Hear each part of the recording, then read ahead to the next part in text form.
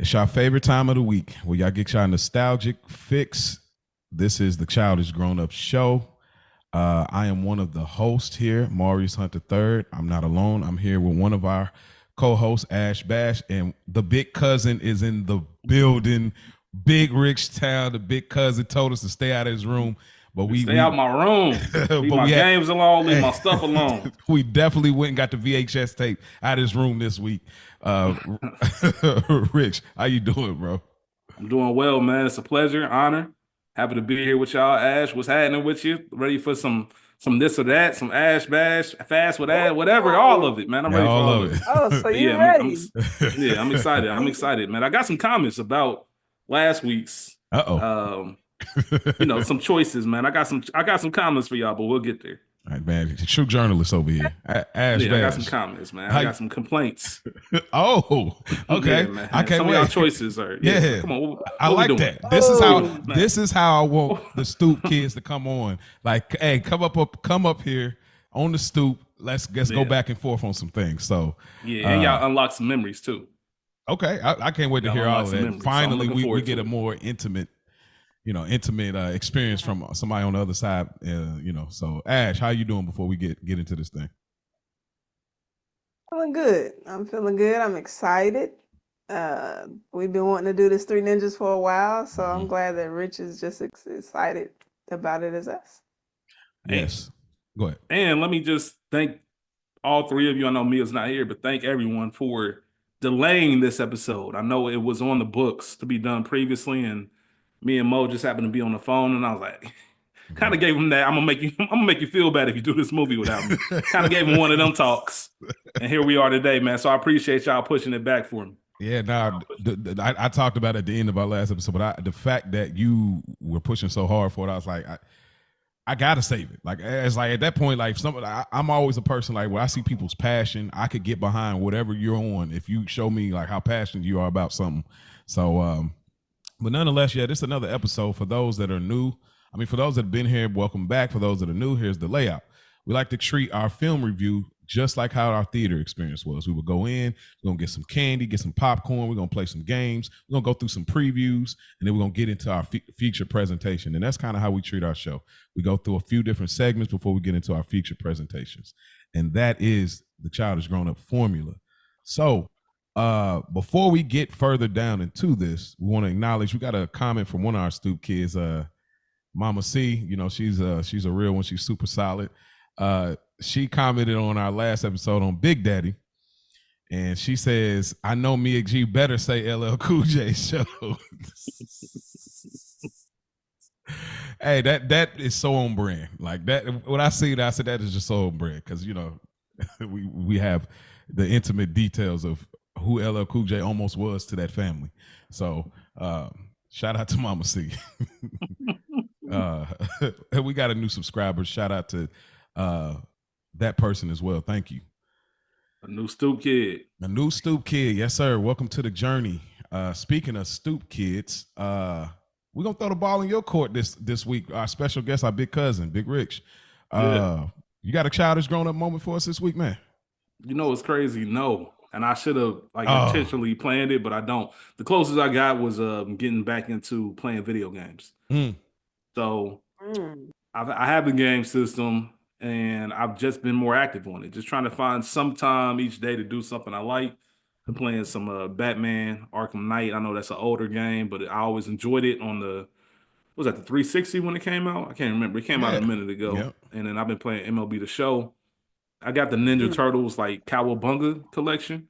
So it has all the arcade games on it. So I'm about to crack that. So that's definitely nostalgic because those old school NES games, Super Nintendo, all of that. So that's pretty much it. But I didn't do anything that was real childlike this week.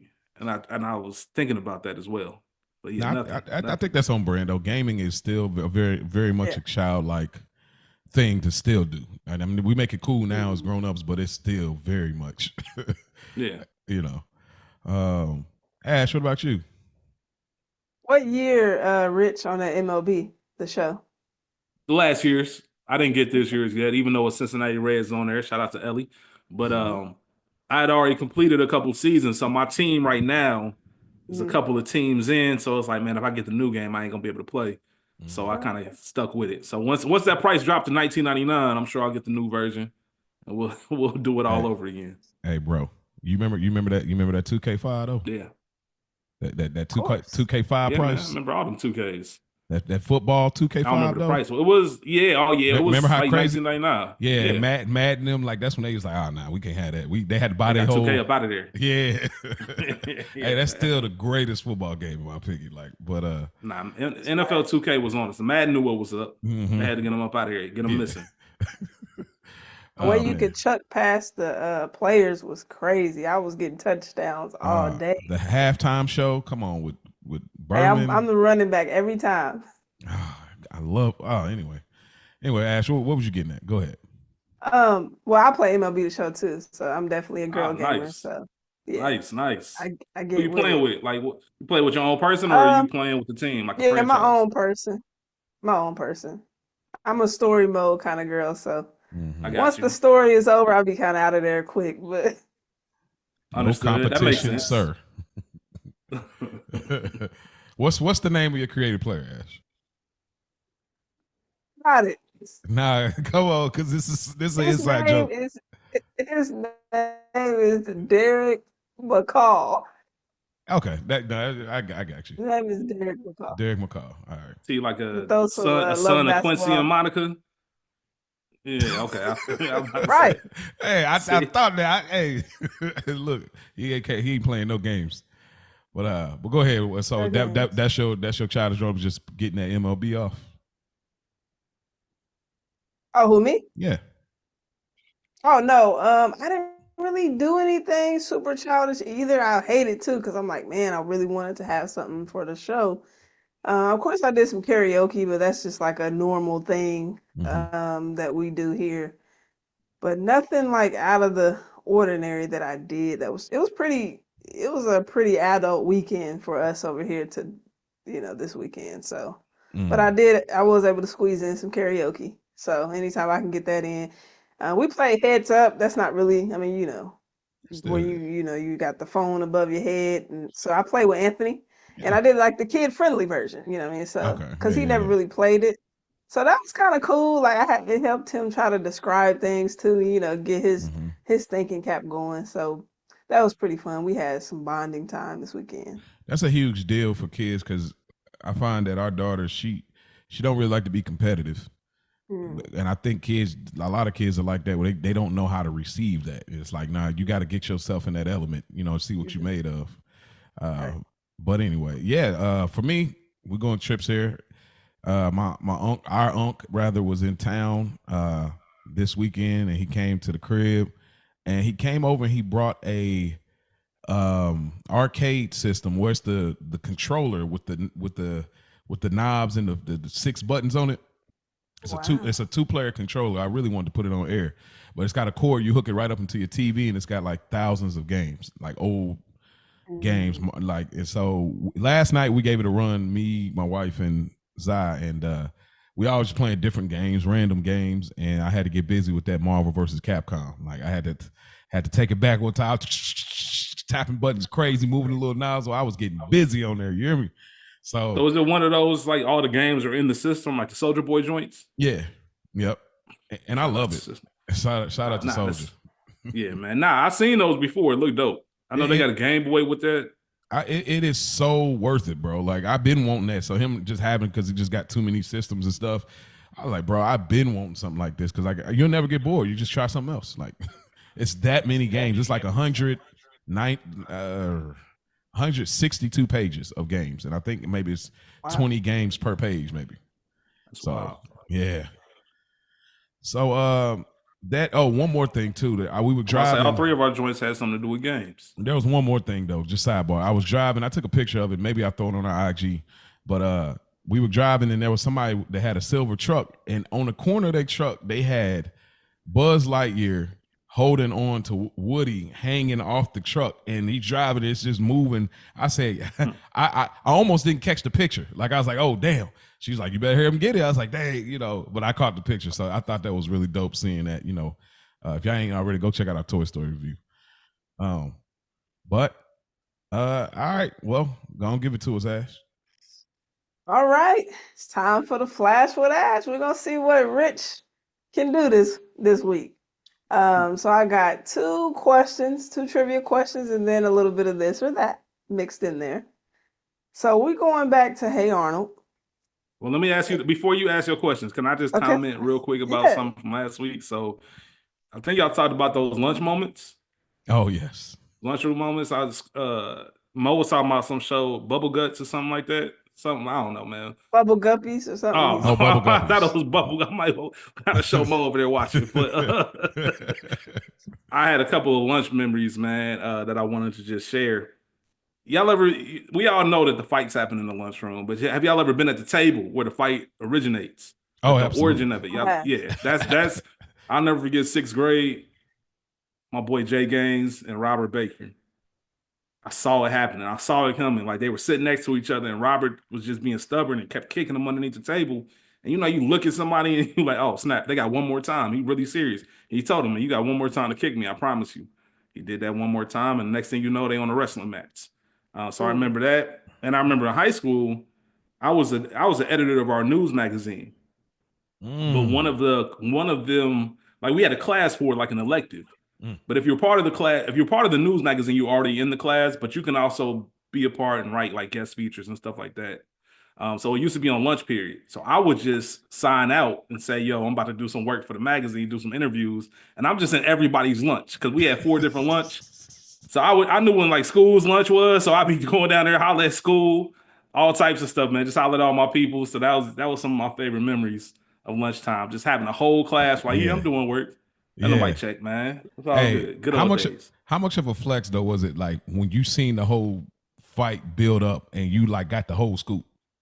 Oh yeah, like a nigga, they be like, they like, bro, you got the whole, bro. You look, I seen it, bro. He was sitting there like, well, you got the scoop. Man.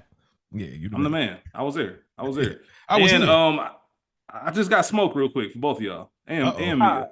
Oh, y'all really picking the Evans over the Huxtables? Like, what are we talking about? Y'all want to just be in the hood with JJ goofy ass? Dynamite. Y'all don't want to be. Come on, man. What are we talking about? Y'all don't want to be with Cliff and Claire. They were living well, doing well. It was just the family dynamic of it. Like they had a great, beautiful family. They went to Hillman. They sent them kids to Hillman, HBCU. Like, what do we? Y'all niggas want to be in the projects instead of the brownstone. That's wild to me. Like, y'all, nah, look at you. Look, nah, man. Like I just never. It's hard because I just didn't connect with the show like that. It just never resonated for me. Like I've tried so many times. Why I just like I don't know why it don't resonate for me. But I understand why people love it, but it just never registers. So I think that plays a part a little bit of that. And I don't care for good times either. But it registers a little bit more for me than the Cosby's. You know what? Use a nigga, and I don't mean that in no good way. But nah, that's cool, man. Like James, the father role. I mean, again, shout out to Cliff, but James, he didn't play no games, and he drew me in. Like, I think it's important to highlight the importance of a father figure role, and he just was not going for none of that. And I don't know. Yeah, man, I respect y'all standing on business. But I was listening, and I was like, oh, they wild. Super wild. Super wild. I didn't even think give me about the brownstone that. Any day. I did not think about that. Now you say that, I know I could. Now I bet a lot of people I'm surprised Mama C didn't say that. The real question would have been the Banks versus the Huxtables. They got the similar lifestyle. That's probably a better comparison. It obviously was. And that's a tough one. That's tough. That's tough for me. So that might be a good one. Probably the Banks. Yeah, I think the Banks. I'm still going Banks. I think because that's more my. I can LA. Nobody better than Uncle Phil though. Like this, it's hard to top Uncle Phil. Like that's you go there and you can stop. He's the greatest CB dad of all time. Yeah, I ain't arguing there. And then for us, like the cousin aspect, like we had cousins, and you too, Rich. You grew up with like brother and sister, so just that Will Carlton vibe, like Hillary, Ash. Yeah, that Hillary, Ash, all of it just too relatable. Nah, listen, I would be remiss if I didn't say something about it. But we can go ahead and move on with the questions, Ash. I'm ready. All right. All right, so first question is from Hey Arnold. It's something simple, you know, you guys, you should know it. What's the name of Helga's sister? Yeah, I know this. I don't listen. Y'all got to remember, I'm a few years older. I know. That's why I was I trying to need figure the I out need where the that. Doug and Rugrat question. I did watch Oh, Hey they. Arnold, Okay. but those are the ones that were like embedded in my brain. I You're was right. on all that and stuff by Hey Arnold, but I still did watch it. But I'm not Mm-hmm. sure her sister's name. It's Olga. That is correct. How'd you See, know that, that bro? sounds right. Yeah, Helga and Olga. I feel like it's Amish or it's I don't know. It's something like that. But anyway, yeah. Out the gate. So the next one is from Keenan and Kel. What did Kel say his mother did for a living? She was a teacher, a dentist, a brain surgeon, a police officer, or a TV presenter. I want to say she was a teacher. I'm gonna say a brain surgeon. One of his parents is. I'm hoping it's the mom, but Kel, right? Okay. Is that your final answer? Final answer. final answer. It is brain surgeon. Mm. You know what's Mm. crazy? I didn't know this one, but that tracks because he's so stupid. Yeah, It's like you have a parent that is like a genius, and you yeah, just skipped And you or something. and a weak ass crib for a brain surgeon's house. That's all I'm gonna yeah, say though. bro. Like, yeah, bro, Do we? bro. Were they ever at Kel's place at all? Like ever? I don't ever remember seeing Kill I House. don't remember the Kale's crib episode. Same way they was never at Urkel's and Family Matters. Ah, Yeah, man. Okay. huh? So a couple this or that. House party or class act? Oh, House Party. house party. I love Class Act, but House Party. I got Mm-mm-mm. house party as well. It's just the dance moves. I mean, who wasn't in the living room doing the kid and play with To the this day. with the legs, man. Classic. Hey, Rich, I gotta ask you: What's happening? Was that butt whooping at the end worth it? Yeah, 100%. All 100%. right, yeah, 100%. Yeah. just check it in. Like, Yeah. You gotta take that. yeah, you got to do that. Okay. Sister Act 1 or 2? Those. For me, it's definitely two. Like it's one of the best sequels ever. Do y'all Definitely like the those. first one? Yeah, it's underrated. I think because of the Probably success so. of the popularity too. People sleep on one. I remember we were talking about it. I mentioned doing Sister Act for Culture Garden, and I remember school being like, only two. Like, I ain't doing the first one. I'm like, yo, put Yeah, some respect on the first one's name. yeah. He does the same thing with Rush Hour too, though. Like he Oh, doesn't want to talk about the original. He wants to talk about the second one. see, my I wife need that like that. first one all day. My wife likes two That's better, what I'm saying. but now she See, kind of there's a whole Yeah, it crowd is. that likes two better. Yeah, I gotta go with that one. But and some people like that with Bad Boys too as well. I be like, and Yeah. then you know how Yeah, they y'all already know wild how with that. you know how I feel about one. I ain't gonna go back in that. Y'all go check out that Culture Garden episode. But some people like that with two. They definitely like that. Yeah. Yeah, I agree. I like Sister Act 2 better. It was just out to go back to 1 because I don't even Yeah, me too. remember too much about it because like you said, 2 was just took flight. So you don't even really remember. But I do want to put respect on the first one Yeah, because me too. obviously they introduced us to it, you know. All right. Above the Rim or He Got Game? Oh, that's good. Oh, That's a good Yeah, I one. like that. Yeah, I like Oh, that. that's a good one. He yeah. got game or above the rim. I know my answer, but that's tough. Go ahead, Rich. I got to think about this one. He got game. Like He Got Game is so. It's kind of like Three Ninjas. It's so vivid.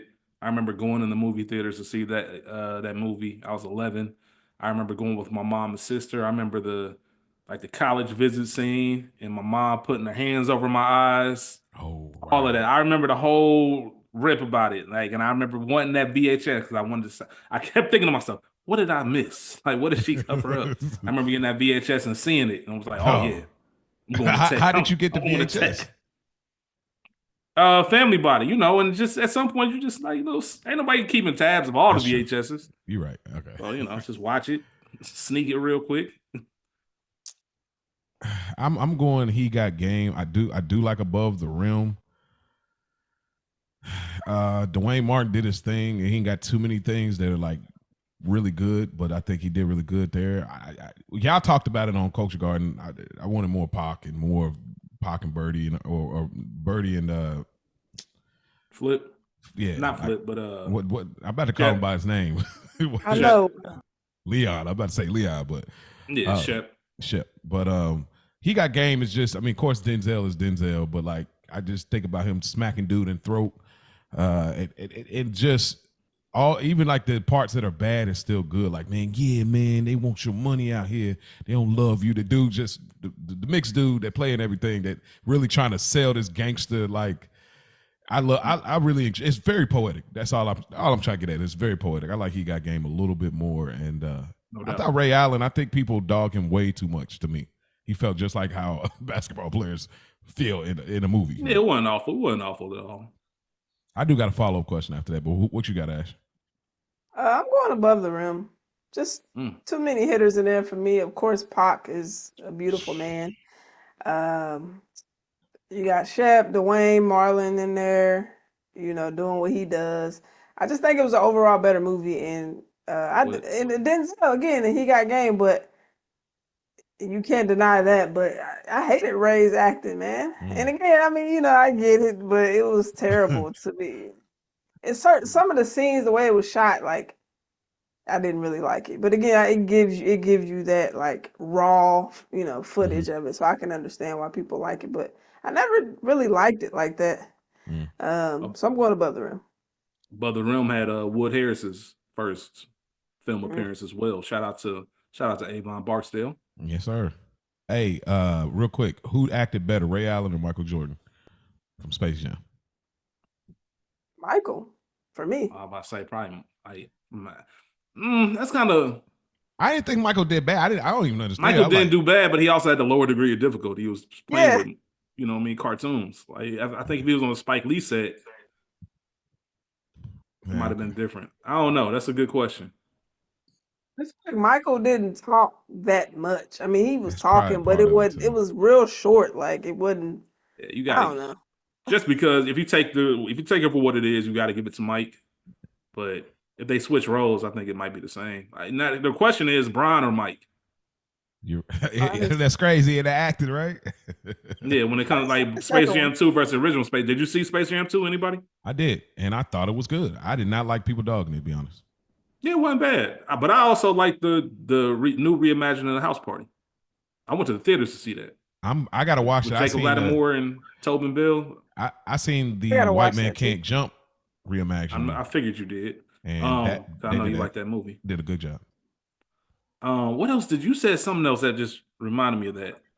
I can't think of what it was. Well, like Jordan and Brian. Nah, I can't remember. I can't remember what it was. It might come back to me. Okay.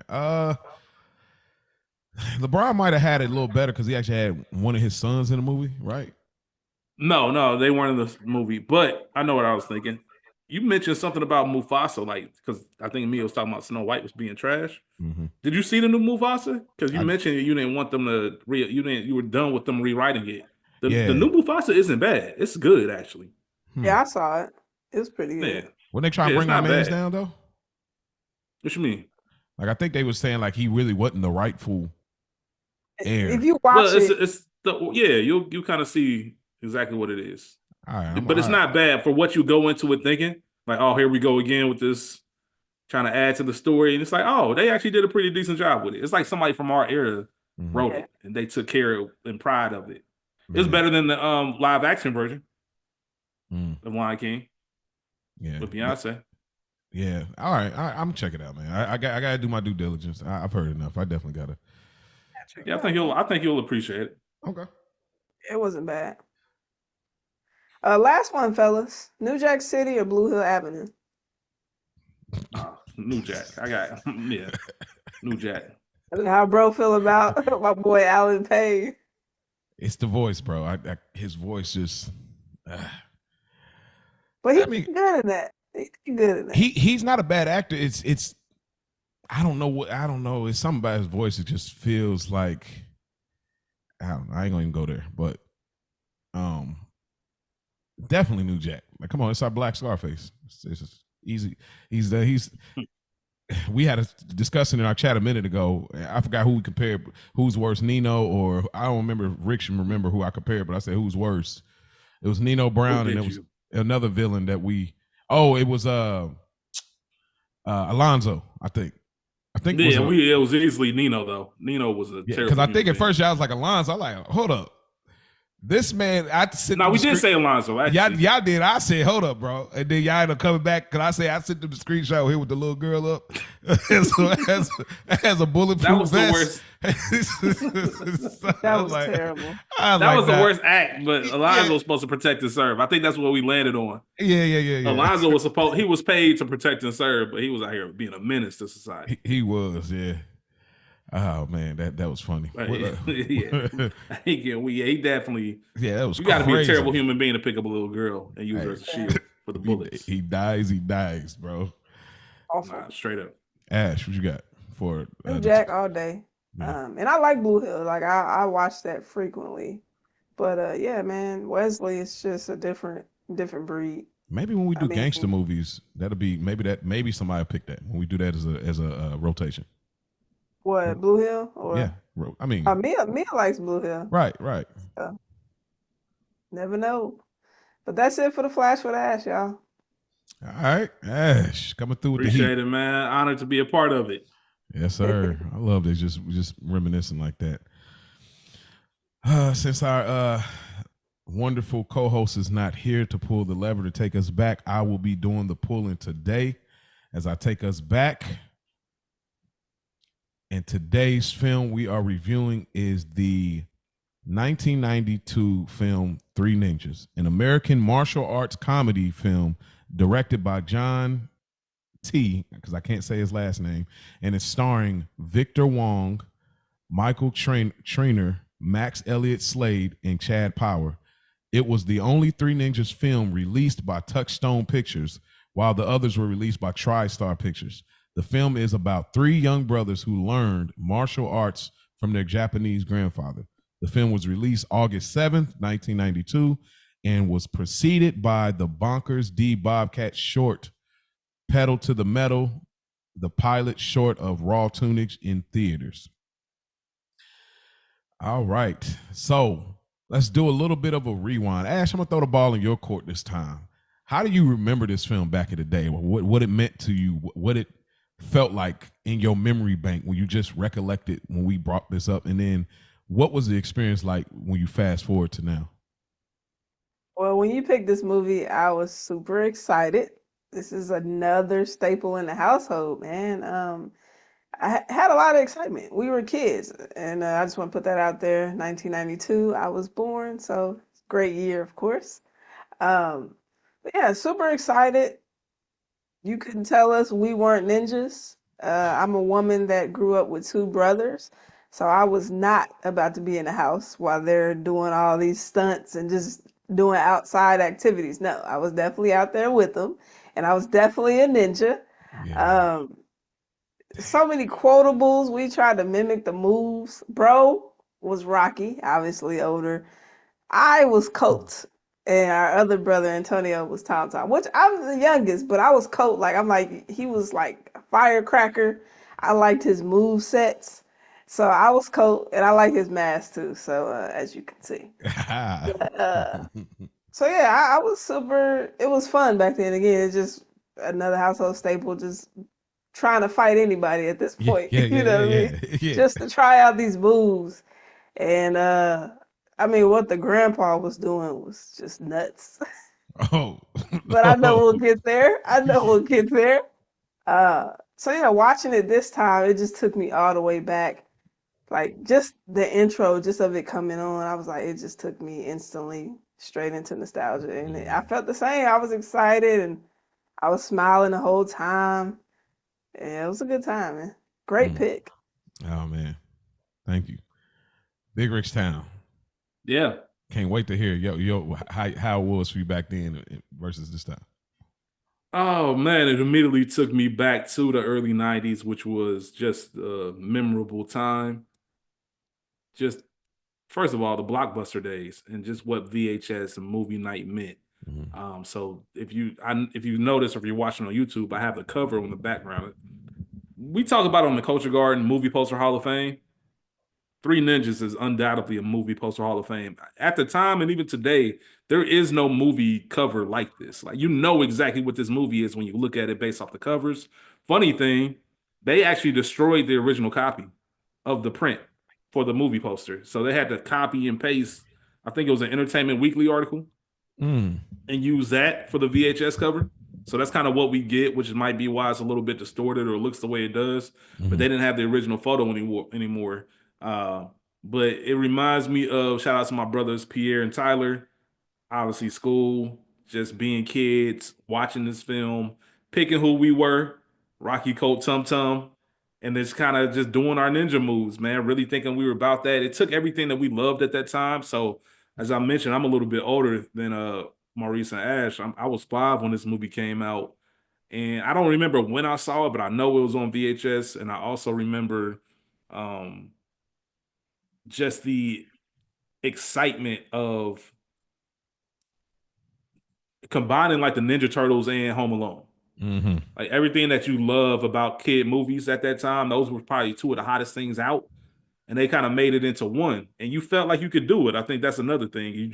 These are regular kids out here whooping kids, whooping grown folks. Yeah. And you just felt like you were part of that. I remember Grandpa's, like how it opens and you at Grandpa's house and sleeping up in the, I don't know, were they in the tree at the beginning? Or they just showed the trees? No, they were up in the attic. Yeah. Okay. They just showed the trees at the intro. But yeah, they were up in the attic, just kind of enjoying your summer with the fam and really getting after it. It was just,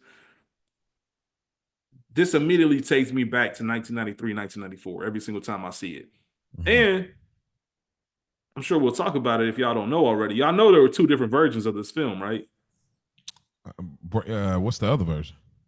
So there was a US version, and then there's a international version, which the international version is what's streaming right now. So on Tubi, Prime, it's an hour 35 minutes. The US version, you can find it on YouTube, it's an hour 24. And there are things that are taken out because they wanted to make it more more PG, as Mo would say. I think I know what part they definitely took out.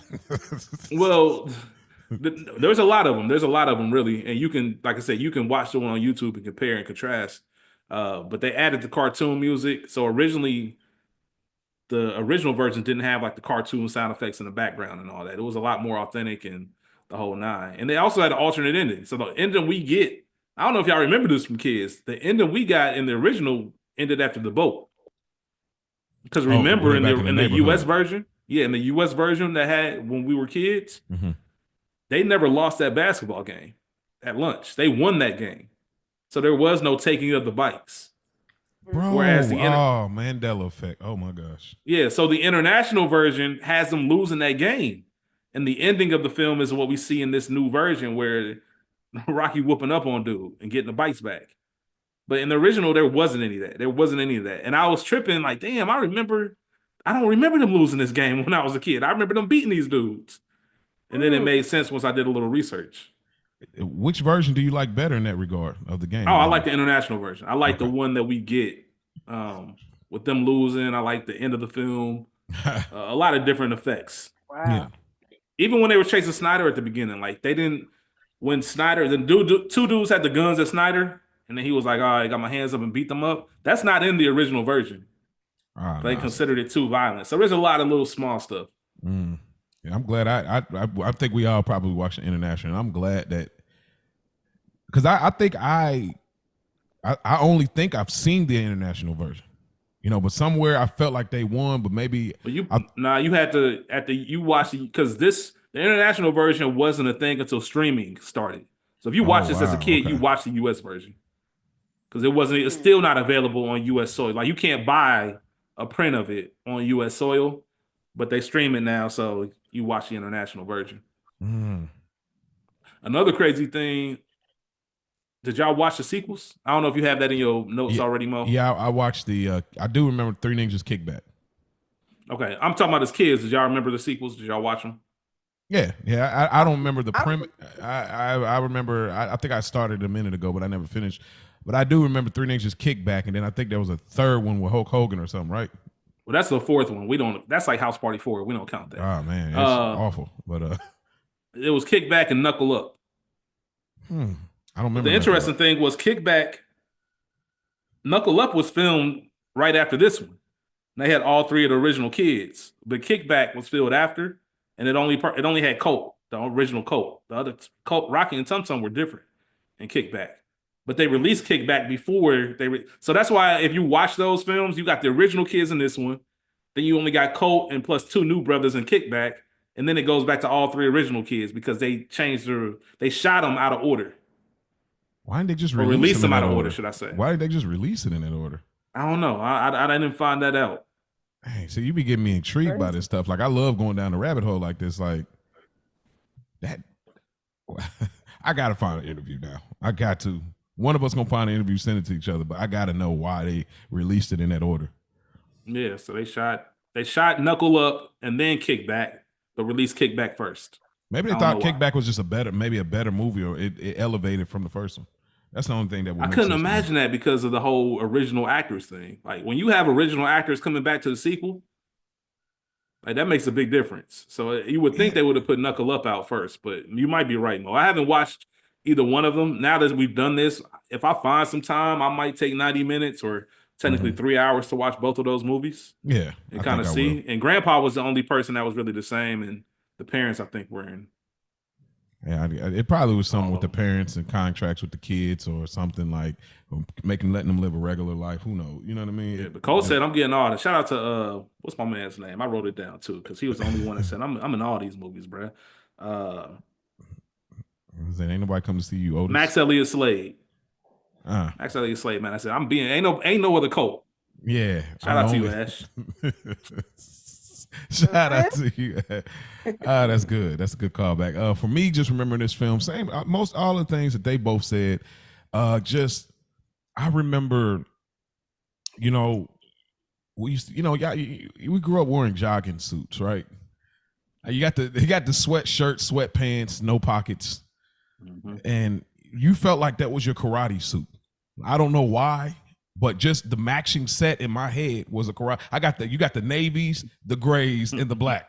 Those are, and then you might get that little maroon, that ugly maroon sweat, suit or whatever. But we would put those on, and it was like, okay, we ninjas. And I don't remember what we did for masks. If we got like some Dollar General masks, like I don't know how. I feel like we definitely had it, but you couldn't do too much. You had that thin string. If you pop that string off, it's over for your mask. You know what I mean? It ain't no coming back. Mama ain't tying it back up. It's over. So, but I remember us just getting into it when we was like, can we go outside, bro? We're going in the grass. We're rolling, kicking the fence, doing roundhouse kicks. We are in it. We're kicking off trees, doing cartwheels. Like we're so, bro, we thought this was us. Like watching this, I felt like, especially when we get to the bad guys at the house, like even when we couldn't go outside, when our parents leave the house, they be like, y'all can't stay in the house, to open the door if nobody don't answer the phone.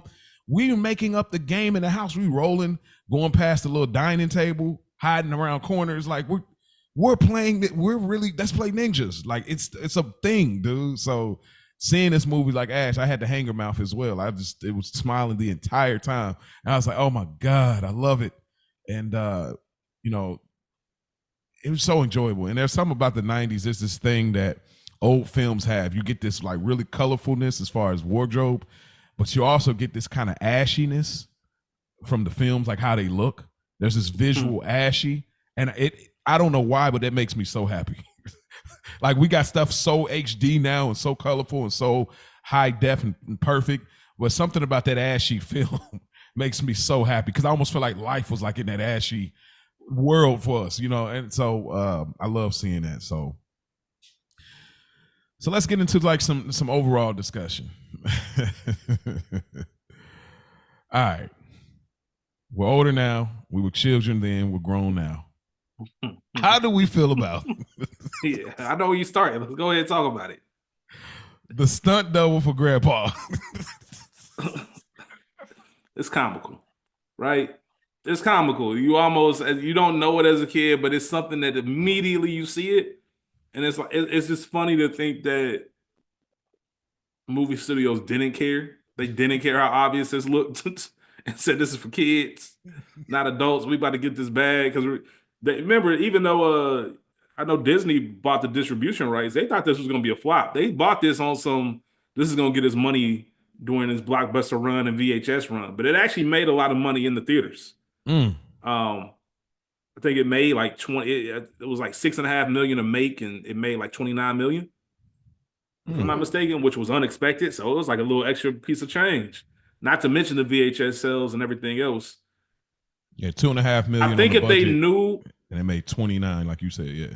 Yeah. So I say all that to say, I think if they thought this was going to be a bigger movie, I think they would have taken more care into that, because he wasn't even moving the same. And it's one of those things you just laugh at. It's a part of your childhood. Like, man, this is goofy, and it becomes its own little character or thing in the film.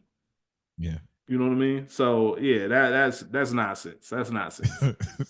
Ash, what you think about the stunt double? Yeah, man. The gate, he was like, dude, I really thought this old man was doing this as a kid. Like, oh man, listen. I think we were just in awe, as kids. But I was like, I had that in my notes. I'm like, the stunt doubles for grandpops is nuts. I mean, I think I saw one had like some type of facial hair. I was like, it was so like when he stood up. I can't remember what scene. It might have been when he was fighting Snyder. Like, it was so many. It looked like it was multiple people. Like, it had to be. But I mean, it was ridiculous. Like, that nigga, but again, nigga was moving better than me as a kid. Listen. Right? Like, no, it was funny. It was funny. I noticed that right out the bat. I'm like, wow. Let me go ahead and jot this down. Yeah. For me, man, I remember thinking like, yo, I believe, of course, as a kid, like I said, yo, grandpa getting busy. Like when grandpa fight Snyder and does the back jump and hop back up, I said, yo, grandpa is giving them because it was plausible for us as kids. It's like, if you're gonna make because we thought the Three Ninjas was fire. Even though Tum Tum was a little younger, whatever, we gave him a little credit. We let him ride, you know what I mean? But we were looking at them like, yo, they're cold ninjas to be teenagers our age. And grandpa, of course, got to be even better. And then him challenging Snyder, he old, but he got to be getting busy. Then you get the little back thing like, oh, I'm like, okay, they selling it. So they really sold me as a kid. Like I was like, yo, but now it's like, bro, this is crazy work. But yeah. Let me ask y'all real quick. Has there ever been a movie you loved as a kid? You spent years without watching it, and then you go back and it's like, oh snap, this is terrible. This is awful. Or do you always keep it in that, hey, this plays such a big part, I'm never gonna look at this movie funny? Like you said, it's so obvious that it's comical. I mean, our review on Deep Blue Sea. Oh my goodness. That by far, shout out to me, G.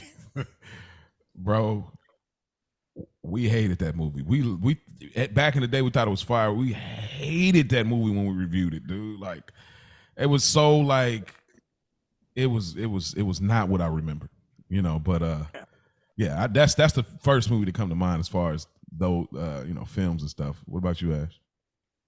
I can't think of anything. That would be one, but off the top I can't think of nothing right now. Yeah. So we got the obvious thing. I'm sure you have it written down. I don't want to jump ahead, but we got the obvious thing that we need to discuss as grown-ups.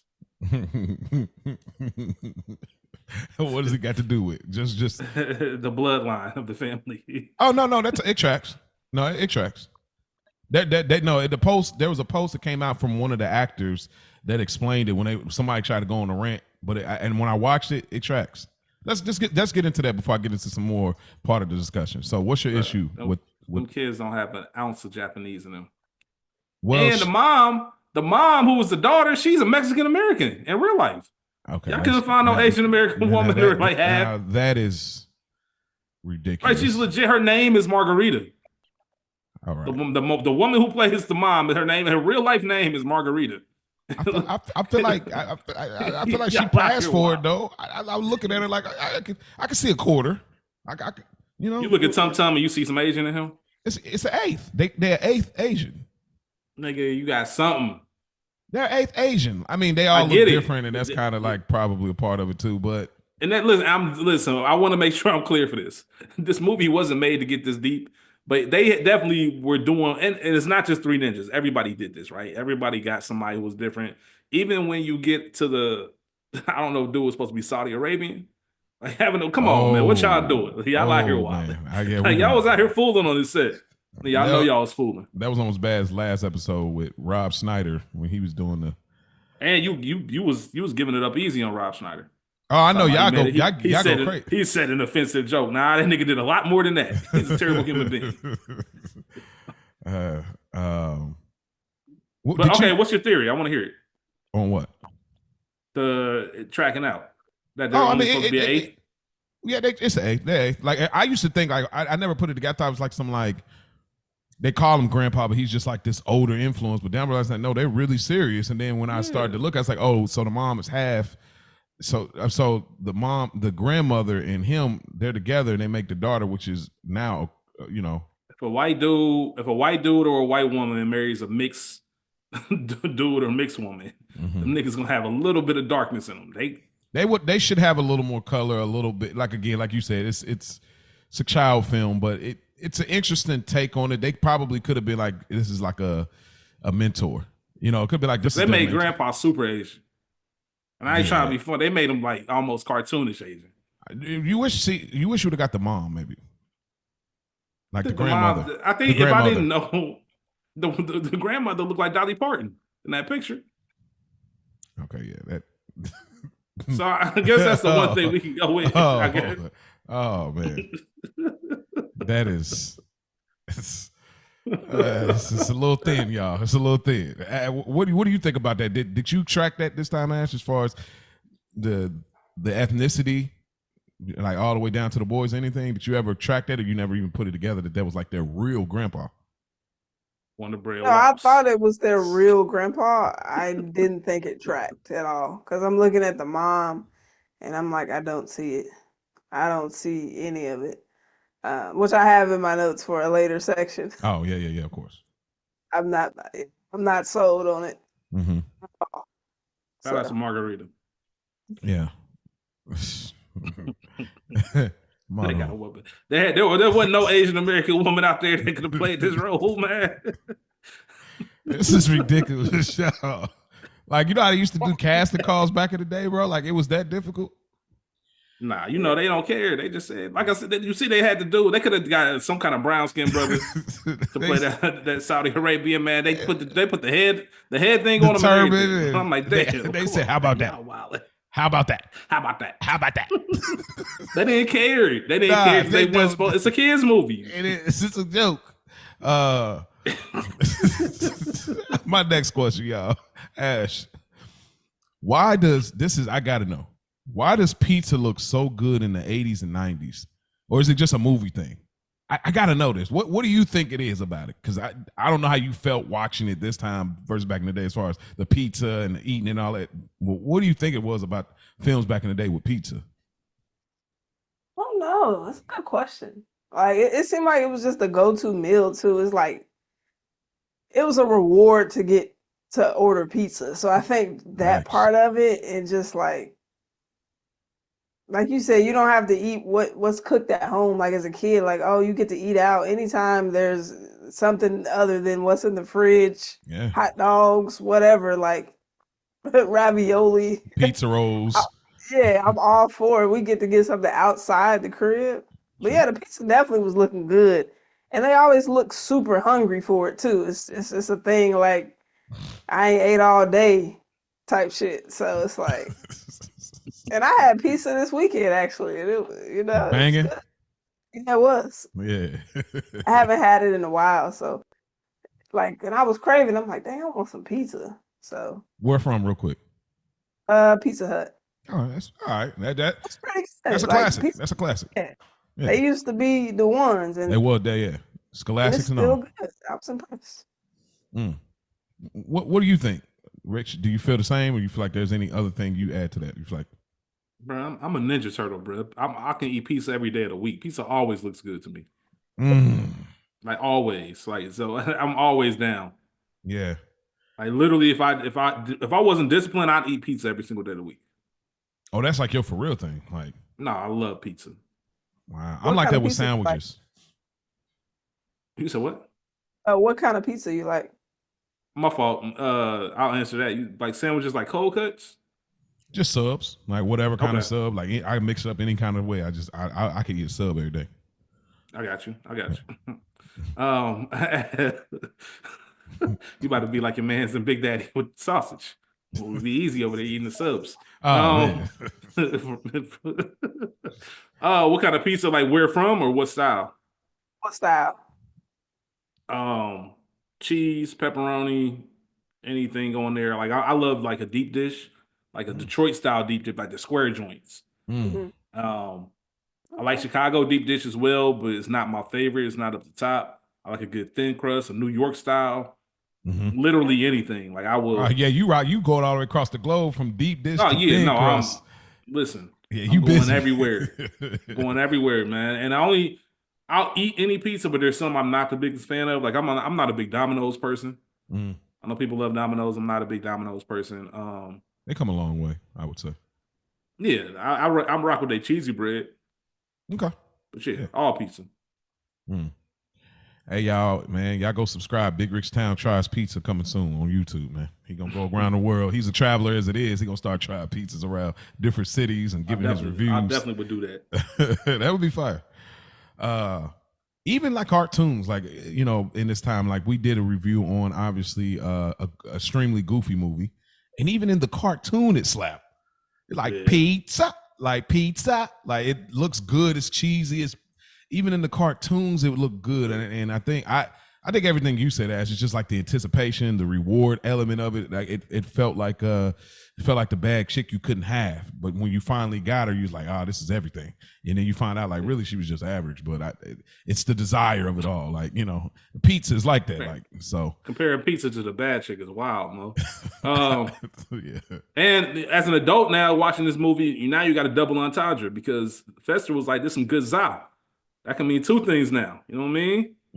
Two things that I could partake in as an adult. That's a good za. Yeah, it is. Yeah, it is. That's a good one. That's the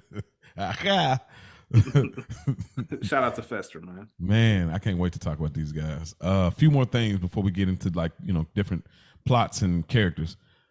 They use these items around the house to take out, I call them the gnarly bad guys. Did y'all try something like this growing up?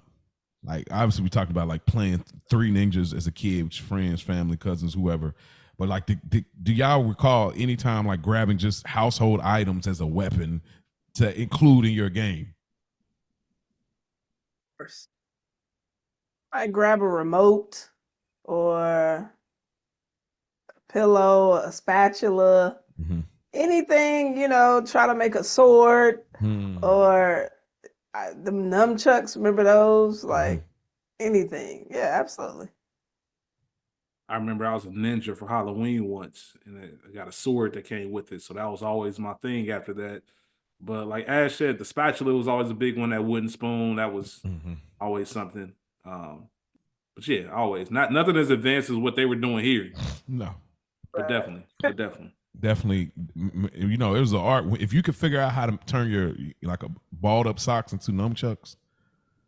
Yeah, you remember if you get it right where you stuff the socks both ways and you could get it to like be stringy, like that was like advanced.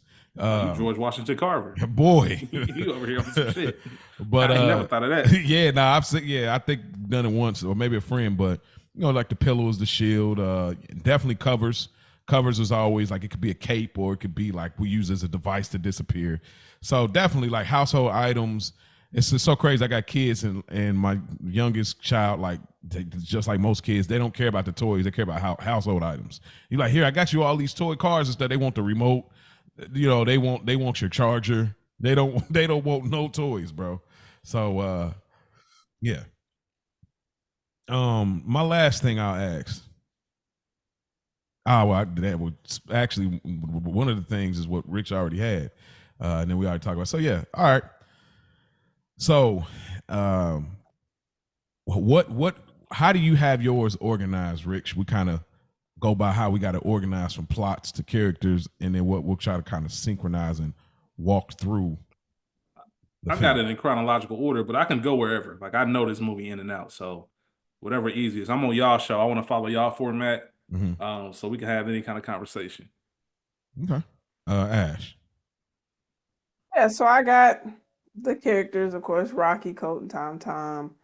I have the basketball game on here. Um, Snyder, the kidnapping attempt, and then the retrieval of the boys. So, yeah. Pretty much same thing. Okay. I got the boys, of course, the boys and grandpa, the training in combat, the dad, Snyder and his operation, Fester, Marcus, and Hammer. So I'm trying to figure out how to deadbeat, by the way. Oh man. You know what? He wasn't a deadbeat, he was absent. Let's start there. That I like the way you do business. Let's start right there. Yeah. So Sam Douglas, this is perfect because I'm trying to figure out how to walk through it in kind of chronological order because I don't want to miss anything. There were some things that we missed in Big Daddy that, maybe if we'll do a 2.0 like Coach Guard, maybe not, but just, whatever. So let's talk Sam Douglas. We know he's FBI, correct, Rich? Yeah, he a Fed. He a Fed. He's going after Snyder, and we get a vibe from, and so he goes to this warehouse to get this guy that's supposed to be Arab, but he's not. They give him some fake money, and they were going back and forth, and he's chasing Snyder. They get all the way up to the helicopter. Snyder gets it off and get out of there, and they got our mans in there. Got our mans in there. Yeah, Clifton Powell. Yeah, shout out to Clifton Legend. Powell. But Snyder throughout this movie, I just want to lay it out. And the dad, Sam Douglas, throughout the movie. So his whole strict focus is his FBI work. He has a big issue with his kids practicing martial arts for whatever reason. He has a shaky relationship with Grandpa, with his wife's father. And finally, at the end of the movie, he embraces and accepts their nicknames, and he's trying to step in and be a better father. So we can just jump around about some things about Sam Douglas. What are y'all takeaways about Sam? Ash, I'll start with you. What you think about Sam Douglas, their father here? Yeah, I mean, I think he was deeply committed to his job, obviously, but at the expense of his family time. Seemed like he may have wanted to protect the boys. He didn't really understand their ninja training and why they were into it. Obviously, over the course of the movie, he learned to appreciate what grandpops taught him. You didn't really see too much interaction like with him and the wife either. You know what I mean? It was kind of just it was really solely based on him being out there on the field with the FBI. So it was like, but that brings me to another thought, but I'll hold it while we're in this segment here, bro. Yeah, but I got a thought too. Yeah, that brings me into some other things. Okay. With the mom and the boys. But yeah, so pretty much just deeply committed to being the FBI and very absent in the home. Yeah, okay, Rich. What you think about Sam Douglas? Yeah, that was his second family. The real family got the Oh wait, did I miss something? Second family. And I'm just saying that was the second family. That's my theory on the whole thing. Like he had a whole main family, like the main character family. And that was just the kids he checked in on every now and then, pretend that he over there. Dad already left. Nah, Dad don't live here. Like Dad got a whole. Wow. He got his real wife. That's why he don't mess with. That's why him and Pops beefing, because he know like, dang, we don't play that dishonor stuff in our culture. We honor my wife and marry her. Hey yo, the like marriage is a sham. Yeah, the marriage is a sham. That's why they show up. Listen. Ain't that like a nigga that don't want to see his kids? They show up like, yeah, all right, man, I gotta go to work. Pull up out of here. He probably told his man, it's like, get up out of here, man. I come here twice a week for some reason, bro. Look. This man you see the size of their crib. He got these niggas in the same room. Like, man, I don't fuck with these kids, bro. He got a whole office that he don't never use. Right. He could have made that with one of the rooms. You're right, he said, bro. Nah. Why are all three of them in this? That is crazy. That house is ridiculously huge. He does not care about what's going on. He probably tell her all the time, like, listen, Jessica, bought you the crib. I'm supporting y'all financially, man. Get out my face with this. I got to go home to my real family. Wow. That's my theory on it. I lost the love of my life today. Exactly. You know what I'm saying? You only good to me because your pops used to work with this dude that I was trying to find. I also find it hilarious now that I'm an adult that when they did that deal, like when he was the taxi driver, the limo driver, and they were supposed to do this deal to set up Snyder, that Snyder didn't just recognize that that's Sam. As soon as he got out, you should have been like, "Oh, hold on, you a Fed? What you doing here?" Like, just made sense of it. It's just some silly kid stuff. It but is. Yeah, that's my whole theory on Sam. Sam just didn't care. Yeah. He didn't have any involvement. And then when you get to the sequels, I think his main family probably left him, so he had to, he was showing up to baseball games or whatnot. Shit, he ain't want nothing to do with them. Big Rich Town, he's adding to the formula here, some theories. So his names really should be Scam Douglas. Yeah, Scam Douglas, man. Let's look at this guy. This guy over here. Yeah, that's his whole second family, man. I wonder what the real kid's up to. I know. I wonder what Harpo's up to. Changed his name to Hal now. All right, but yeah, y'all pretty much covered it. Is there anything I want to say about the mother at all? Do y'all, just out of curiosity, is there anything y'all want to speak to with the mom, or y'all feel like, it's just another extra character, but not nothing really more there, or just the emotional support. Yeah, what he said, I didn't have anything specifically about her, like any characteristics, but just kind of how the boys were treating her. I didn't really appreciate too much. Like at first, I thought there was something there, like with Colt and his mom, just the way that she was, when he kissed her, and then you fast forward to the morning scene when she's getting her lunches ready. It's just like they kept asking, "Where's Dad? Where's Dad?" So I don't know if it's because obviously they love their dad, but is it because you're trying to make sure that he doesn't stop y'all from doing y'all ninja thing, or like, because I'm like, where is that attachment coming from for him if he's so absent? And I just feel like they wasn't really putting no respect on moms. Like, she in the trenches, doing the day to day and still trying to support y'all doing y'all ninja training. And it's just like, they was just kind of like, they wasn't really feeling her for. I had all them days growing up sitting on the porch, like, is Dad coming? And him not showing up. So that's why they always excited when Dad come around, because they know he don't, he ain't around. He absent. That's one of those unfortunate things that fathers get to benefit from. We see it so many times in shows and in real life. Like the mom is uncool and all of this, but she's really the one for real. And how quick, like, you like, bruh, if she didn't let y'all go to her father's house during the summers, you'll still be beating your damn drum, let alone dance again. Like, y'all wouldn't even be getting busy and active if it wasn't for moms. Like, they were doing her really dirtball, and they were just projecting, unfortunately, because of Scam Douglas not being around. And then he benefits from Dad always gets the cool factor. Dad always gets to be the lax one. Dad, we know this type of trope. And then also, unfortunately, it's one of these 90s tropes, maybe even 80s tropes that we see where the kids give moms hard times in films and all. You see that. So I didn't like how they were doing it, but she was a wonderful mom. I really liked her. Like, she could have used more of her. I could have. Yeah, that's kind of what I'm getting at. And I did when they did drop the kids off, Grandpa, and I've seen them two next to each other. Again, obviously she's not actually the same ethnicity, but I did feel the chemistry in that little small moment where her dad was next to her. I felt it a little bit. For it to be like, obviously it's this cheesy kid film, but I felt it. So, and then she also embraced the nicknames pretty quickly, but I got more things to say about the nicknames later. Yeah, she's definitely a good mom. She was a motherly mother.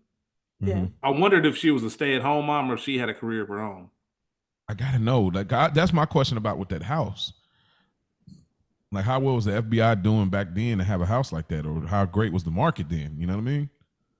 Yeah, especially market was probably great. This is early 90s. Yeah. They probably bought that crib in the 80s. It was probably. Ooh, right. You're right. The neighborhood was great. Oh yeah. I had that in my notes too. Just like, we can talk a little bit about that. I always wanted to ride my bike to school. I literally had that in my notes, Ash. Like, how cool it would have been to ride my bike, be able to ride my bike to school, especially like with your brothers or your siblings all going to the same place, making sure you're good. And it's crazy. That house is no longer, a fire took it out in 2018. So the original house is no longer standing. There's a new house there on that same land, but yeah, that house was there until 2018. Man, I just love to go see their room. That's it. I just want to go in their room, play some Mario. I would love to do that. That's like my life's goal at this point. Like I don't care to go to no rap concerts. I don't care to go to no performances. Like I just want to go to sets, movie sets, like that. Yeah, I remember you said that recently. That's it. I don't care nothing about none of the others. I don't care. That ain't the experience I'm looking for. It is cool. As you know, I've been to the Soprano House. I've been to some places in Baltimore for The Wire. You know what I mean? So it's real cool seeing stuff in person. Yeah. I will just that's definitely my life's journey. All right, so building. So we got past Scam Douglas. We kind of talked a little bit about the mom. Do we want to talk? I think it'd be good to talk about Grandpa. We got anything that's a little more minor before we get there? Nah, nothing really minor. I feel like there's other things that are more. I'd rather talk about Grandpa before Snyder and the three surfer dudes or whatever. Yeah, however you want to call them. The gnarly bad guys, in my words.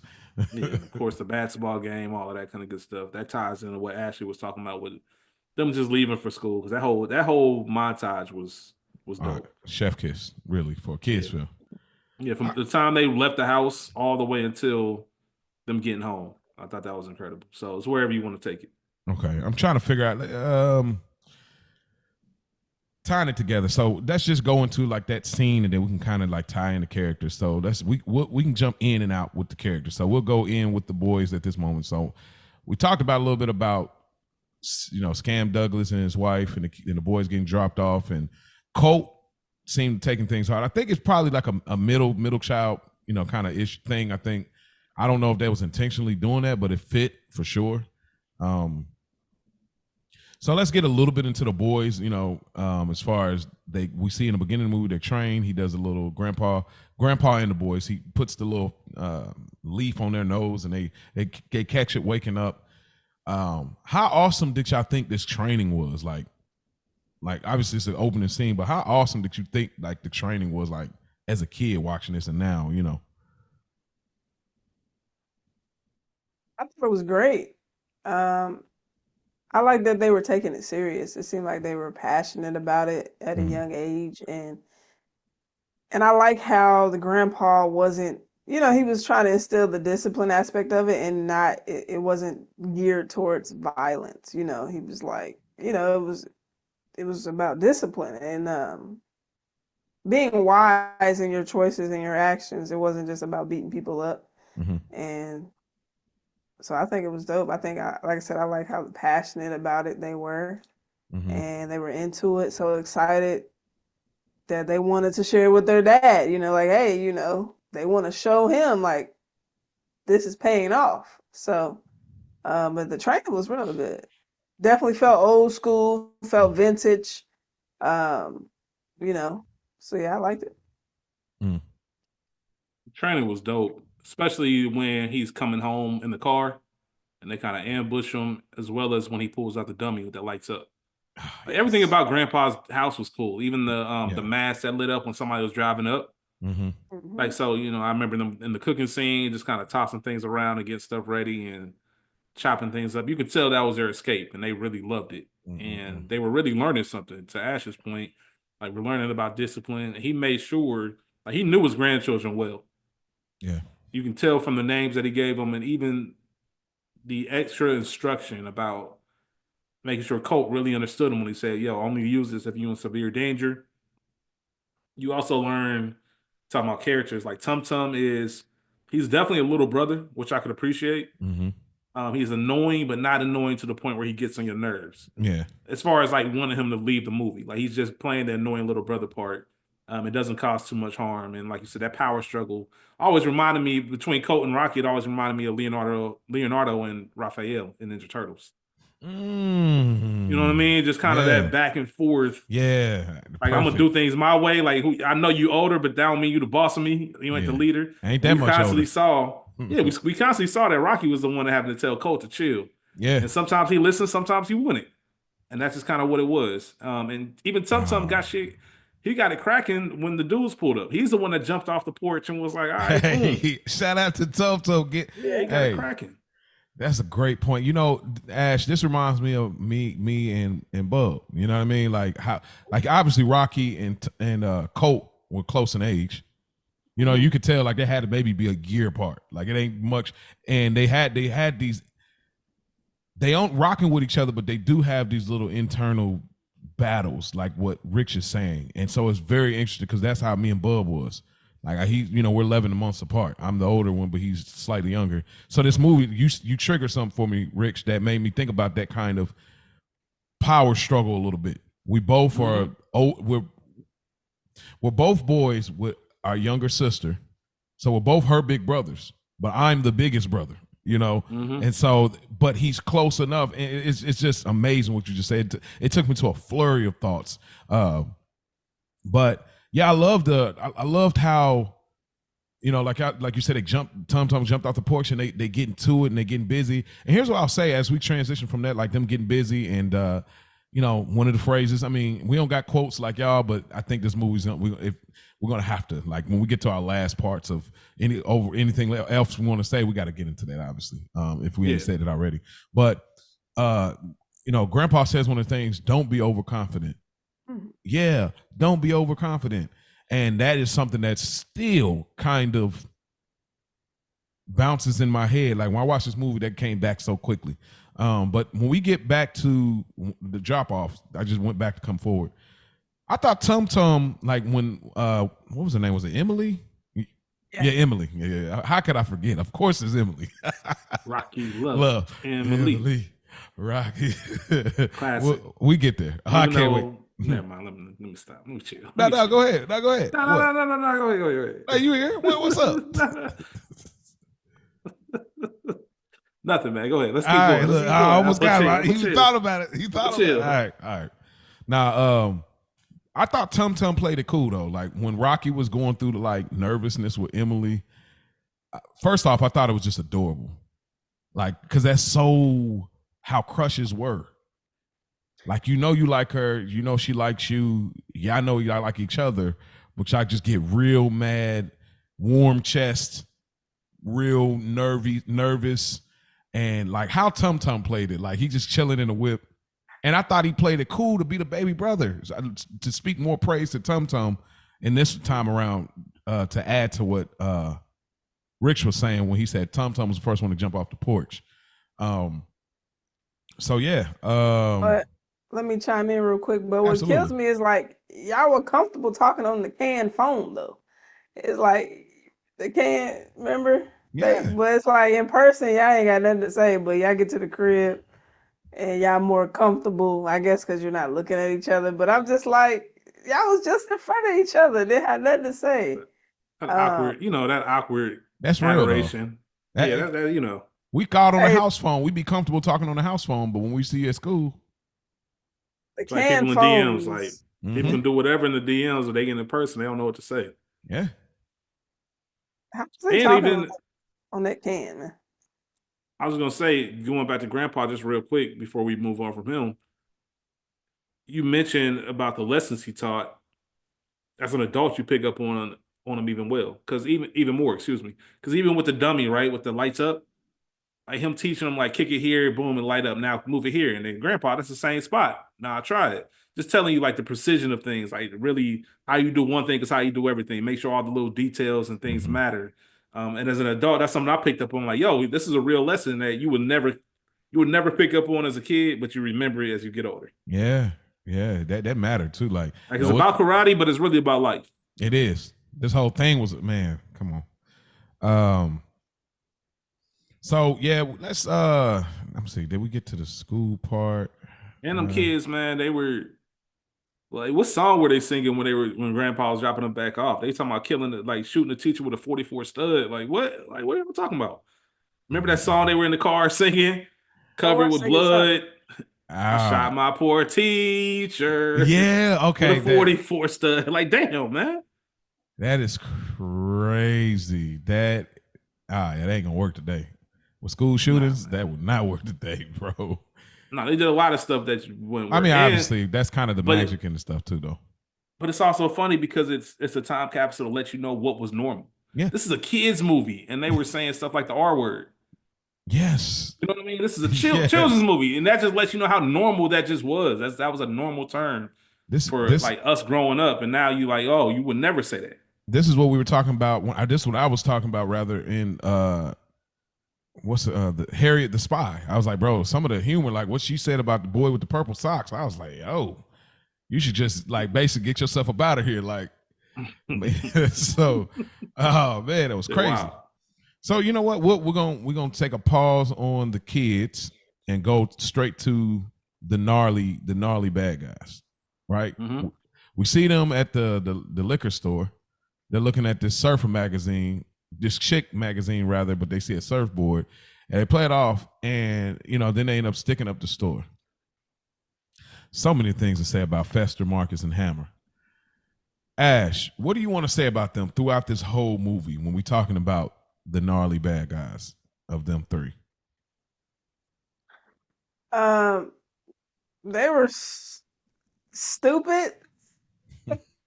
I don't know. I didn't have too much about them other than like when they were trying to do the kidnapping. Just when dude was just like, "We don't want to hurt you.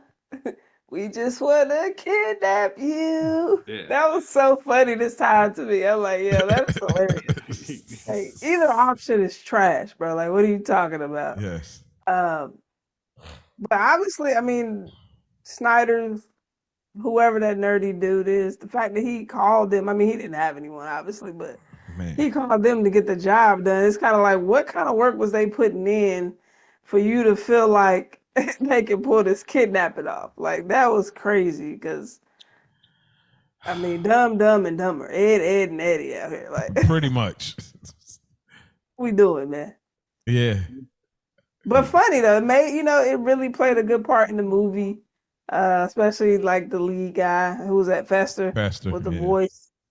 Yeah, like it was entertaining, but definitely some idiots. Yeah, if we had like Coach Garden seen Stiller, he might be in the running. Fester. Oh yeah, 100%. What you got? What you want to say about the gnarly? Because there's a few little moments that I really like with them. What you want to say about them, Rich? They play to this movie. They play their role perfectly, which is we're the adults that's getting beat up on, that kids are going to laugh at every single time. I thought they did it very well, honestly. Even though there was a little bit more scary element to them, like they was packing. Oh they yeah, all had straps. Yes, which is wild to think about as an adult now. Like these kids, you really they was all packing and. Ashley was talking about we just want to kidnap you part. The part that always makes me laugh out loud is when he's on the phone. Come over. Like when he's talking to Emily on that phone. Hey, bro. The voice he put on. The voice he puts on. Like, hey, come over. You know what I mean? What do you say? Oh. Come to the front door of the house right away. Like that voice was just wild. At what point, let me ask y'all this, because I got a couple more things to say about them, and I got a fun fact about the dude that played Hammer, if y'all don't know already, but I genuinely was watching this movie, specifically the scene in the living room where Colt is working these two dudes, and my man Fester is getting choked out. Like Rocky did the choke out. And I started thinking to myself, at what point do I sell myself? I'm about to punch one of these kids in their face as hard as I humanly can. Like, I don't care that they're kids no more. Like, at what point do you reach that? Like, these kids is they got to that point. I might pistol whip one of these kids. And that sounds crazy to say, but nah, they up here whooping my ass. I might pistol whip one of these kids. Nah, it's dead serious. Because, like, y'all, there was a moment where Colt was, I'm talking about working them. And I'm like, nah, you gotta throw that kid stuff out the window and just what? Yeah. I might shot him in his foot. Something. Nah. Yeah, I'm punching your knees. I ain't going, man. But yeah, they were obviously the comedic relief. And idiots, of course. Not to mention Hammer. So the dude that plays Hammer, DJ Harder, he's actually like the long hair, the blonde dude? The one with the long hair. Okay. With the black shirt. Not the blonde hair dude, but the black hair. Yeah, the black hair. I got you. Yeah, He's a cinematographer. He works behind the camera. And what happened was the dude, there was two, the dude that played Fester told this story. He was talking about like there was a moment when they both showed up to set, not him and Hammer, but another guy, unknown actor. And the unknown actor was like, oh, okay, then who you about to play? He was like, I'm playing Fester. And the dude was like, nah, I'm playing Fester. He was like, no. So he went to the director. The other dude went to the director and said, yo, this other guy's talking about he's playing Fester. And the director said, well, he is. And that guy was supposed to play Hammer. And he was like, nah, I'm not. If I'm not playing Fester, I'm out. He quit the movie. So the dude that played Hammer stepped up and just like, you know what, I'll do it. And they shot it in a certain way, some of the edits, to where if it didn't work, they can just fill somebody else in without having to do a ton of reshoots. They said his first day he was so good that they were like, "Nah, you just about to play this for the rest of the movie." So whenever they weren't on their scenes, he was actually doing the camera work and things like that. So it's always funny how that works because he was a natural, honestly. Oh man. Like I could have pictured him. He's actually more of a standout than the other guy with the blonde hair. That's what I'm saying. Probably be, and I think there's always a sense of no pressure. Yeah. Like I don't have any pressure. Like they already told me they can replace me if I suck. Yeah. So whatever, I'm just gonna give it a shot. And they was even like, man, you should act more. He never did anything else. That's so similar. He's still working in the industry behind the camera. That's similar to, for those that are my Twin Peak fans, the guy that plays Bob, which is like the scary figure. If y'all never seen Twin Peaks, it's worth a one time watch around. But the guy that plays Bob, which is like this, really scary, venomous character, he was a set designer, or he was either set designer or something with clothes. But they had him in a shot. They had him in a few shots, and they were like, you know what? We should write something with you in it because you keep magically popping up. You were in the mirror on this scene. You were like down below the bed at this scene, and he becomes one of the figures of Twin Peaks, one of the scary elements of Twin Peaks. So stuff like that definitely happens. So I thought that's amazing. For me, with the gnarly bad guys, I really like these dudes. Yeah, I remember they did their thing. I remember being a kid feeling bad for them, for real. Like we supposed to be laughing. I did legit. Like the parts that I felt bad, like as a kid, like is the laxative. I was like, yo, oh, this stuff is good. Give me that drink, you little booger, like, or whatever, you little punk. And they get to, killing it. And then it's like, bro, they going through it. And it's like, bro, not in the stomach, not in the stomach. And it's like I just blew this back. Like, dude might have not had his jeans up. That's the last thing you want to do is somebody coming in flying with kicks, and I like, bro, please. And he was great. He was grateful that he hit him in the head. Like, so just that. Tom didn't care. Oh no, he definitely didn't care. But the choking part is where I felt bad, like as a kid. I still felt bad. They're trying to get Fester about it. I say, yeah, this is murder. This is attempted murder, bro. That's some Macaulay Culkin good son shit that they was doing to Fester. They were trying to kill that man. They like, oh my god, because I'm like, bro, not only up though, huh? Couldn't he have just got up?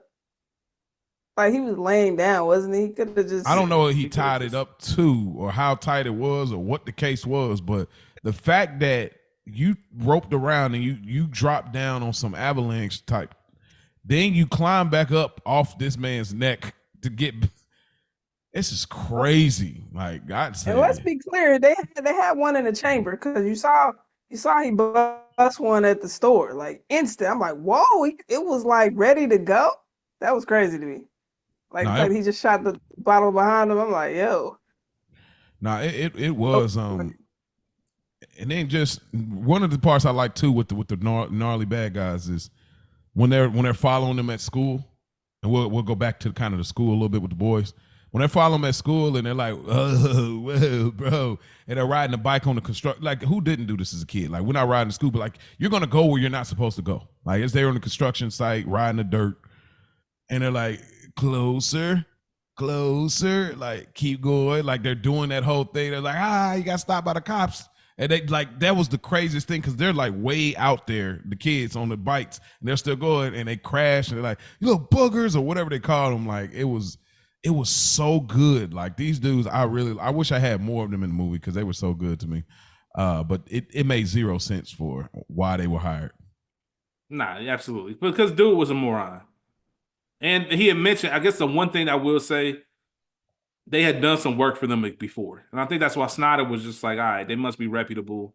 They did some work for us before. I don't remember any problems, whatever. And everybody underestimated because they were kids, right? They just thought we snatching up some kids and that's it. Nah, these ain't no regular kids. And speaking of regular kids, just briefly, something I always found, not always, but recently watching this was Colt was in the dad's office trying to find out who this bad guy was. And the mom just casually was like, oh, there's a picture of him on the desk. Like, why are you giving your son information on a federal investigation? Like, tell him to get out the office and call it a day. Oh, it's just on the desk. Take a look. Here's why I give her grace. As a parent, she was trying to, you remember how Carmela Sopranos, remember when she let AJ go out and then she like, see, I can't just be like, F it. But she tried to get some points with her son just so it's like, bro, we don't got to fuss and argue. I can actually get you to smile and be good. I think the mom in that moment with Colt was really trying to get some cool points. It's a weird thing for an FBI file, but I genuinely think that she was trying to do that. May not have been the right thing, and it fits the plot. But she didn't think to once to say, oh, I know you recognize your grandpa. Let me explain things. Let me explain why your grandpa's hanging out with the bad guy. Because remember, kids being kids, they really think they grandpa a crook. Mm-hmm. He Facts. You Facts. Yeah. Colt wasn't going. Anything y'all want to talk about before we move further on?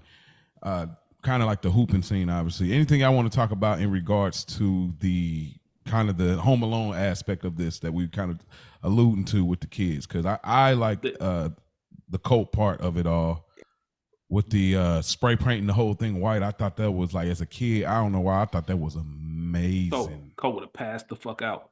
Sniffing all that shit in. Yeah. I will say this, just about that. This was different than Home Alone, and I find it more enjoyable. Home Alone's kind of like playing the game. Did y'all ever play Mousetrap growing up? The board game? Sounds familiar. I don't know. Mousetrap was a real fun board game. It's like one of those where you roll the ball and then it falls in there and then it triggers another thing. It's kind of one of those type of things. Well, and that's what Home Alone, a lot of gimmicks. Where this one was just different because they was really working these dudes. Like they was really like like small spaces. Like we about to use our knowledge. I'm about to spray paint this, like you said, turn my jacket inside out, hide the shoe to make y'all think this is me. And still just kind of working my way out of here. Like the fact that they outsmarted them and was just whooping on them and really had them begging for mercy. I just thought, dare I say, I think it's more enjoyable than like the Home Alone aspect because you mix both of them. And they're older too, right? Kevin's small. Like he's little. It makes more sense for him. Where these like, nah, I don't know. How old do y'all put these kids? Tum Tum now, Rocky and Cole. How old are they? 5th grade or are they 6th grade, 7th grade? Like, what do we? What you think, Ash? Say like 11 and 12. 11 and 12. But they're all at the same school, I think. Well, Tum Tum didn't have lunch with them. I don't know if they're all at the same school or maybe the schools like in a middle to school each or other. not. Could be. That looks like one of those neighborhoods.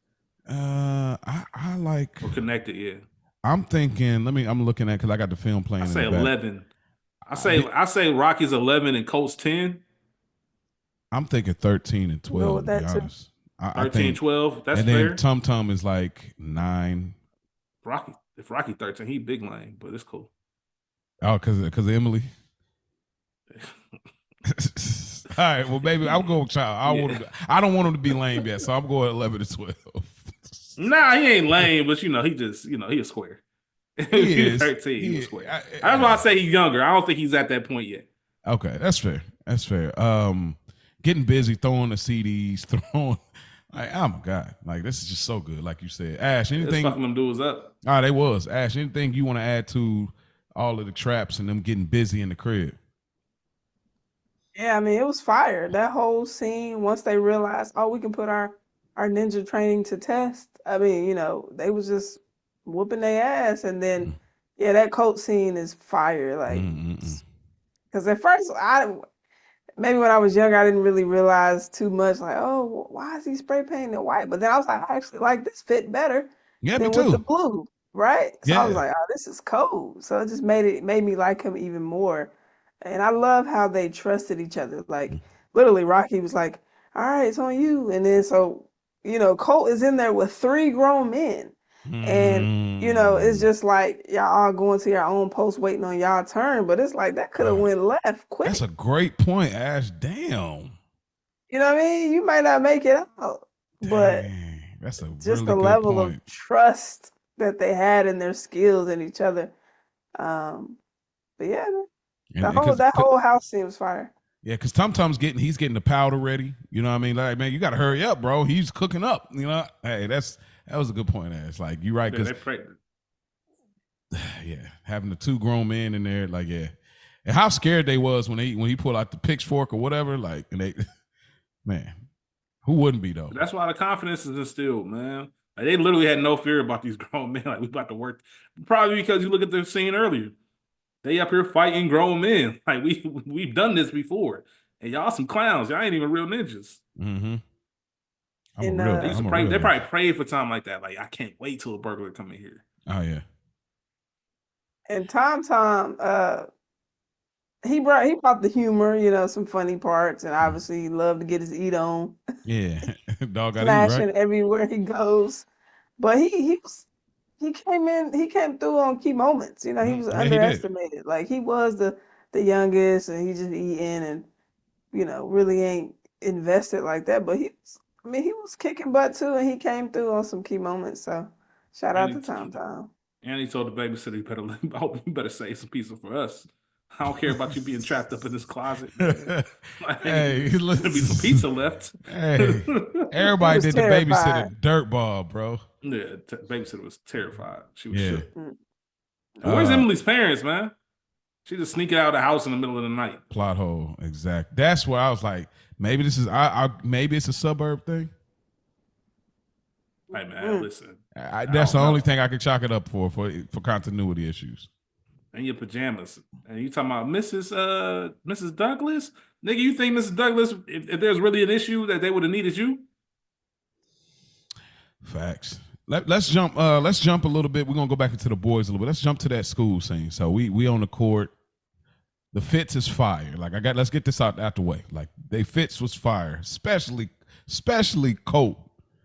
Got the peach, like the peaches shirt with the kind of dang near the Fresh Prince type shorts or whatever. Rocky almost got like, it looked like almost like some kind of polo type of style, sweatshirt collar type situation. We got the black dude and the white dude. They bullies, and And they got a prisoner of war hat on. bruh, The black dude had and a pit bull on his shirt. this is crazy. This is I'm crazy. just saying, man. I'm just saying. This is so. I'm gonna lay this out, Nash. I'll let you react first. Okay. So Emily's bike gets taken, and so they decide, hey, look, this hoop scene is crazy. I'm looking at it now. This hoop scene is ridiculous. Stealing Emily's bike was wild too. That was but that used to be that though. You would see boys riding pink bikes. You would run that. Yeah, I don't care. I'm getting around. I'm going to get candy from the candy lady on a pink bike. So I'm weak. But so they making a big thing about it, and we find out they're pretty much good at hooping. Cooper Flag over here. But exact. So whose idea was it? I think it was Rocky. Idea to say, hey, we're going to 10. Yeah, we give y'all a head start of 9-0. They didn't do that, did they? They did. Yes. Which version did you watch? This is the unit. This is the world, the global. Oh, did I miss that? All right, I must have missed that. They wild. Yeah, Rocky was wild. Listen, show off, but that's show off. That's some shit I would have done too. I've done that before. I've done that too. But you, okay? Nuts. Ash, go ahead. Because before I react, I want to go ahead. What you think about this hooping scene? Some of the like highlights as far as what they were doing skill wise, and like the whole setup. Obviously they took the L or whatever, or at least in the version that we watched. Well, the basketball, I love the basketball game, but it was trash. Like I could tell y'all can't hoop for real. Like this is all fabrication right now. Enjoyable to watch, but y'all cannot hoop. right? You got the Rocky out here dunking. Like, come on, bro, stop it. Like, we didn't put the cheat code, put the battery in the back Yeah, the to NBA get it Jam done. big head mode. Right. Uh, he's on fire, head ass. Boom shakalaka head ass. But Colt was ready to whoop some ass and get Rocky. Like, Colt, no fighting. So, all right, let's resort to the basketball game. And when he said, "We'll give you a 9-point spot," I was like, "Are you freaking kidding? I don't care how good you are. Mm-mm. And I get to score one time and I win? You are nuts." Betting your He bike's had on the me, line. bro. He had me hot. I'm like, Oh bro, man. don't be overconfident. Don't be overconfident, bro. 9-point spot is insane. That's But wild. yeah, And that's definitely wild. I would just say I hated those dudes' crew. Oh, like Cole, I wanted Cole to pack them up so bad. Yes. Like y'all so corny and y'all so lame. Like all y'all deserve to get smacked out here. Do both of you, because as we mentioned, the US version has them winning, even with the 9-point lead, and this one has them actually losing and getting their bikes taken. Like, which one do you actually prefer? Do you like the happy moment?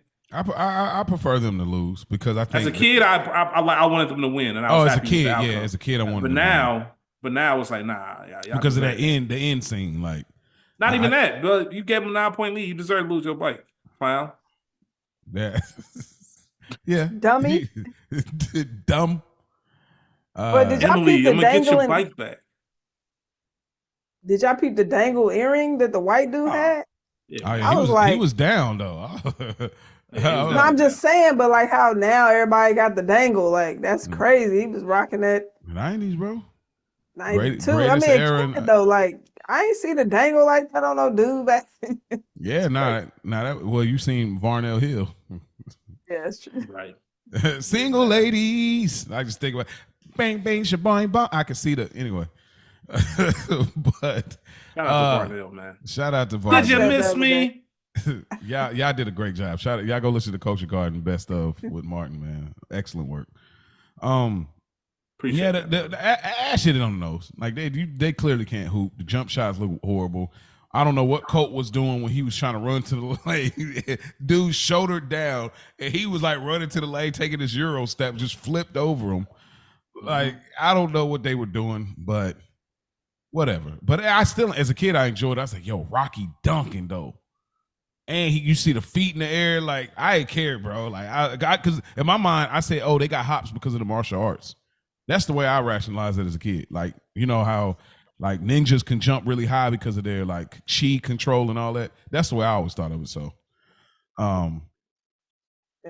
but yeah. So, the kids eventually, they get kidnapped, right? I mean, get your bike taken in front of your girl is crazy. After you already cost her bike and your bike get taken. Hey, listen, Emily wasn't even worth all that. I mean, well, at that age, it's kind of like she looks like the preppy girl, the unobtainable, you know. Huh? Like I'm saying, I'm put yourself in their world. Like not. I remember watching this as a kid and being like, huh?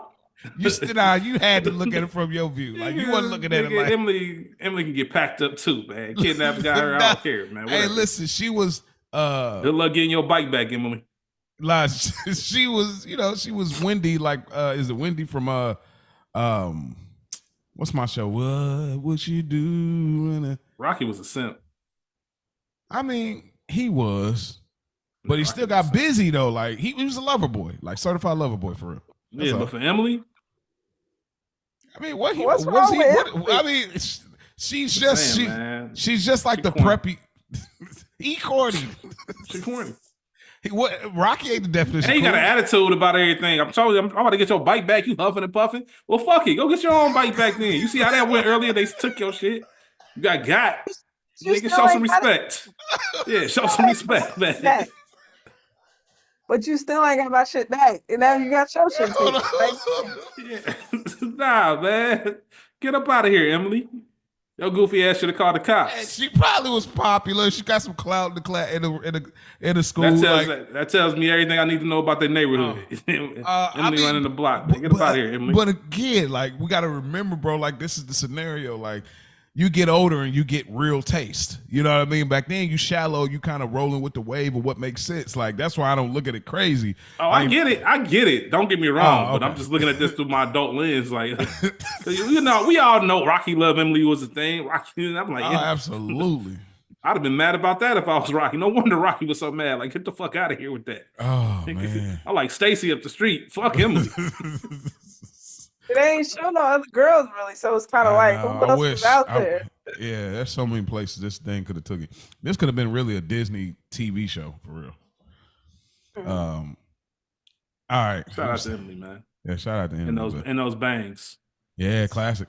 That was so funny. The bang. All right, we got pretty much we're kind of getting to the kind of last part of the movie where we get a little bit more into Grandpa. We can finally kind of cover Snyder, and we get back into the, you know, talking about, you know, the Three Ninjas. So let's talk Snyder. Ash, what do you think about Snyder as a villain, man?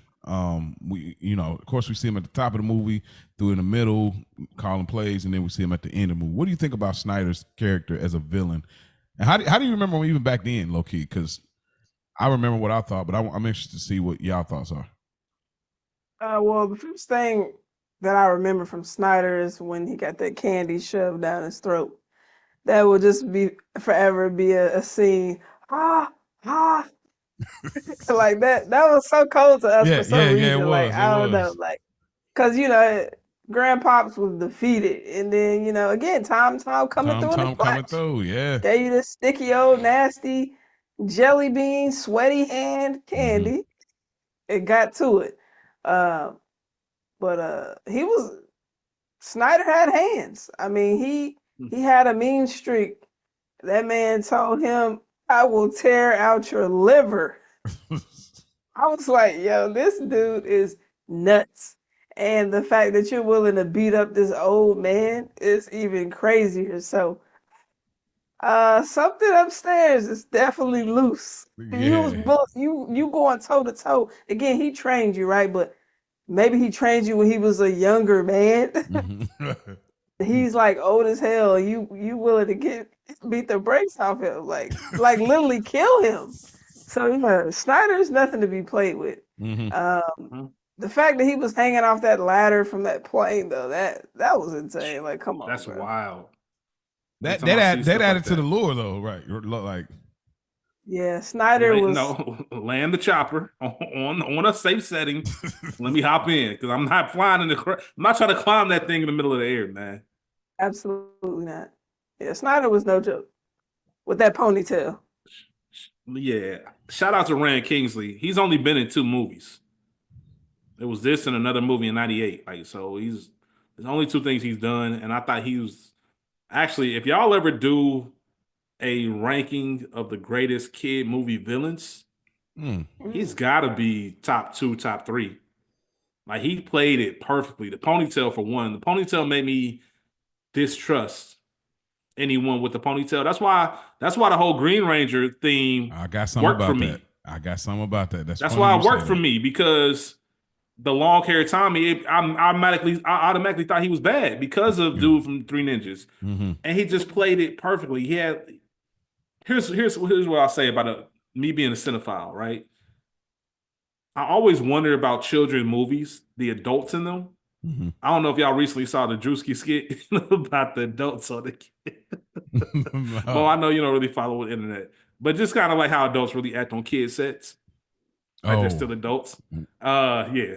Either way, it's hard to kind of, if you're really an actor, it's hard to get in that bag, right? This is a kid's movie, whatever.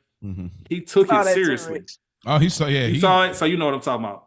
He took it seriously. Like, I want those kids. Like, I love being a bad guy. Like, all of that stuff was great. Even in the intro, when we first kind of meet him, and Grandpa go to swing at him, he stakes his hand. Like, you're old. Man, you getting slow. Like, smiling at him with that little rod slide. He beating up on his assistant. he wasn't even when Grandpa beat him, he grabbed the strap. Like, nah, nigga, I ain't losing. Like, he was about to get Grandpa up out of here. Yeah. Like, he just told you everything you needed. He was a perfect bad guy, and I can't Yeah. really state that enough. I thought they did an incredible job with him. Yeah. Yeah, it's funny you said it because I got him written down as like, doesn't he look like evil Green Ranger? Mm-hmm. You know, immediately, just like you said, the ponytail. Like it's something about that ponytail. Shout out to Steven Seagal. But the ponytail thing was like a thing. But there's just one thing, since y'all kind of nailed everything, there's just one thing. We talk about that early scene with Snyder. Snyder was once in business with Grandpa. And the fact that Snyder told him, get your son-in-law off my back for a few weeks, or he won't be able to defend the honor of your beautiful daughter, or else I'll rip your heart out. Mm-hmm. Shout out to Rich and Ray P. They're reviewing Raising Kanan. There's a scene in Raising Kanan. It's funny, I'm talking about this tie back. There's a scene in Raising Kanan the episode before, or maybe 2 episodes before, where OC and Unique are in the car. And OC is like sniffing, like, man, what did I eat earlier? Man, allergies and stuff. He said, man, I will blow your fucking head off. I will blow your brains out. And then he immediately snapped back into like what's going on. This is one of those moments. He's like, man, you won't be able to defend the honor of your beautiful daughter. Like, bro, like I'm telling you what time it is, how I'm about to get down. You know what I mean? And he said, I will rip your heart out. Like, as a kid, I thought this dude was so scary. I believed him. And then to see him at the end of the movie where he's getting busy on the kung fu, bruh, or karate, I was like, no, he's a great villain. Like all his soldiers are not just carrying guns. They actually know martial arts. I thought that was so amazing back then. Lame. They was definitely lame. Man, 30, you 36 in a karate class, man. Get your ass up out of here. Get a real job. I feel like Stacy in the Wood, man. These kids got more heart than you. Get your motherfucking crybaby ass in the back seat. Back seat. Or walk your ass home. Or get beat. Get your ass beat. All right, so lastly then, pretty much we're at the last scene. The boys come up with a slick plan. They get locked up into this, like, they're on this boat or whatever. They get locked up into some spot on the boat, and they come up with a fire idea, bro. They call, what do? They call outside of the thing to another security. They call the security, and they say, hey, we want to test to see if this phone works. Hey, call the such and such room that they're in, utility closet. I don't know what room they were. They called back, and then the fact that the ringer was loud enough, the dude on the outside, the guard, heard it. It's like, hey, the phone's for you. So dude opens the door, and that's so perfect because it makes sense. It's like you wouldn't even be thinking about it, like, oh yeah, let me get the phone. And they pretty much get out of there and they start getting busy and they start whooping up again like the 36-year-old ninjas. And pretty much, Grandpa almost got whacked out here. And I remember being emotional as a kid. Yeah, I don't know how y'all felt back in the day with Grandpa and Snyder. If y'all want to elaborate on that fight before we kind of get to the last closing scene and everything. Is there anything I want to add to that scene of like Grandpa almost losing for real? And how the fight was and the weapons and like Snyder getting busy? Yeah. Go ahead, Ash. It was a good scene. Like I said, they were getting to it. And go back to what he told the boys. He said a ninja doesn't take a fight. It only takes a fight he knows he can win, right? Mm-hmm. So even though Snyder had the youth on his side, but remember, I trained Snyder, right? Mm-hmm. So again, I'm older, but he learned from me. But yeah, I definitely got a little teary eyed in that moment because especially when they were panning to the kids, it's like they're like, it was just like they're all like making peace with like they were all like bowing with it, yeah, like whoa, you know what I mean? It's finna be over with, and I mean, because when he was holding him up and this, we ain't got no stunt doubles. Like this is an old man. Like he hold this dude up. Yeah, man. Defenseless. It's when he just feel like an old man in this moment, not even a ninja. Yeah. It's like this is their grandpa that they love dearly, and he damn near finna be dead. Yeah. So it was tough, but it was a great scene. What's up, Rich?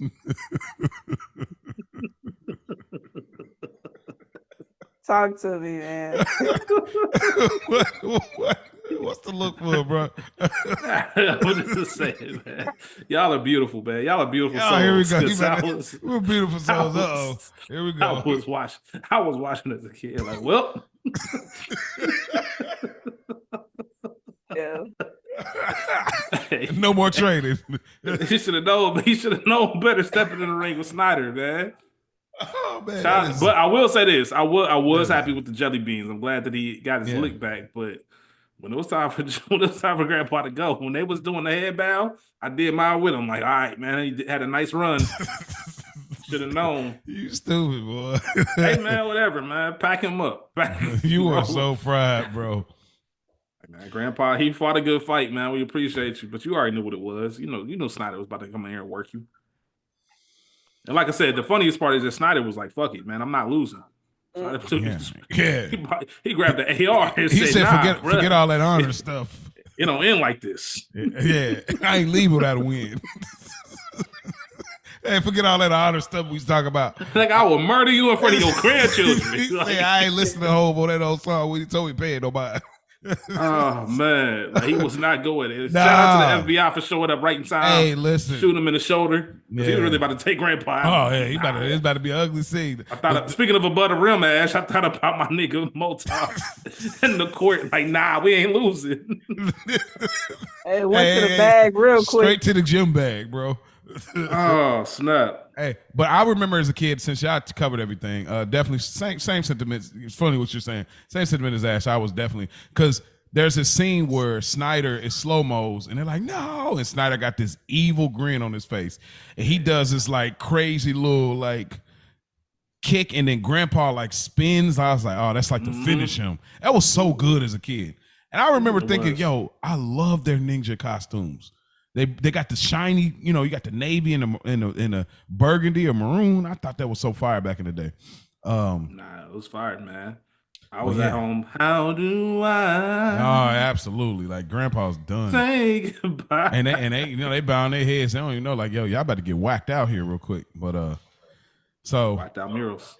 Yeah, exactly. But anyway, you know, you get the jelly beans. They end up getting saved. The dad ended up saying, no, not tonight. Which I'm glad he did, as far as like, oh, we need to get this evidence in. It's like, bro, y'all don't really need me to be there for the evidence.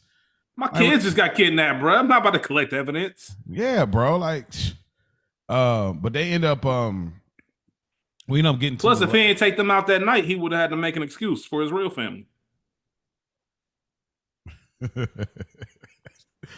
I'd have been mad if I was Clifton Powell, though. Like, nah, bro, I'm not collecting all this evidence by myself. Hey, yo, you might be right. Like, yeah, if I don't come through this time, then the jig is up. They're gonna know I got another family. The jig is up, man. Yeah.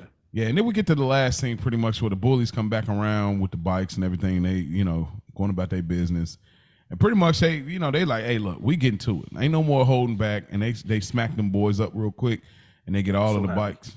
Yeah. So happy. And they get everything back, and that's kind of the happy ending of it. Now I will say this. Mm-hmm. Why you got to beat up the brother? Can't beat up the white dude. I'm saying. I try to not be like that. It's hard because he was such a good villain too. Yeah, that's the hardest part about it, right? You know what I mean? He was the leader. You know what I mean? You had to take out top dog. Yeah. Was he the top dog, or was it his boy? They was kind of co-leaders, huh? They were kind of co-leaders, but he was a little more outspoken. Mm-hmm. Nah, man, you gonna have to get. He was, yeah. Hey, horsey, how about some hay? He need to. Nah, my boy need to get work too. Yeah, you need to feel what this is like. I ain't about to get whooped up by Rocky, and don't nobody else know what it's like to get whooped up by Rocky. Yeah, yo, these movies used to teach me restraint for real, because I used to feel like this, like somebody doing stuff and you doing like you try to like really manage it. Like, these type of movies used to definitely do that for me. But shout out to you. You're stupid. All right, nah, for real, man. Sure, a lot of kids who were saved from ass whooping because Mo learned restraint. Hey, you know, shout out to Three Ninjas, man. Lastly, because I know you was a hothead. Oh man, yeah, Ashley, I know. Ashley knows. Like, hey, listen, remember the red do rag mo? Different times. Different red do rag. Yeah, different. All right, before we get into our next category, before we wrap the show, of course, Ash, anything else you want to bring to this review as far as about the movie that we didn't get to talk about, didn't say something, just it could be random, anything. It could be quotes, it could be thoughts, it could be something funny, whatever it is. I just want to make sure we cover everything before we move into our next section. No, I think we didn't leave a stone unturned. I think we covered everything that I wanted to talk about and that covered the movie. So yeah, I don't think I have anything that I didn't want to talk about. So okay. Rich, anything for you? Nah, same. Covered it all. For me, of course, like just to quote the Rocky loves Emily. Rocky like classic. How classic. They like Chris Breezy with the dance moves. Like when they start getting it to the like this, bro, that is so funny to me. When I watch it, like, bro, it's one thing to make the joke, but like y'all really selling the joke and y'all making like a line dance out of it. That was so funny to me as a grown man because it's like that's so obnoxious. Yeah, because they was probably laughing at themselves. I can't believe you like Emily bum ass.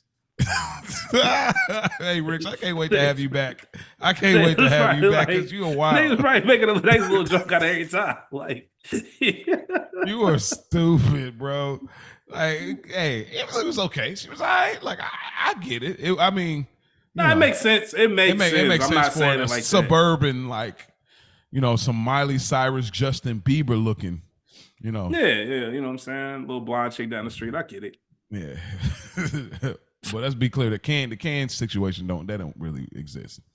No, not at all. But it was cool though. It was fire. It was cool. We was determined to figure out how to do that though.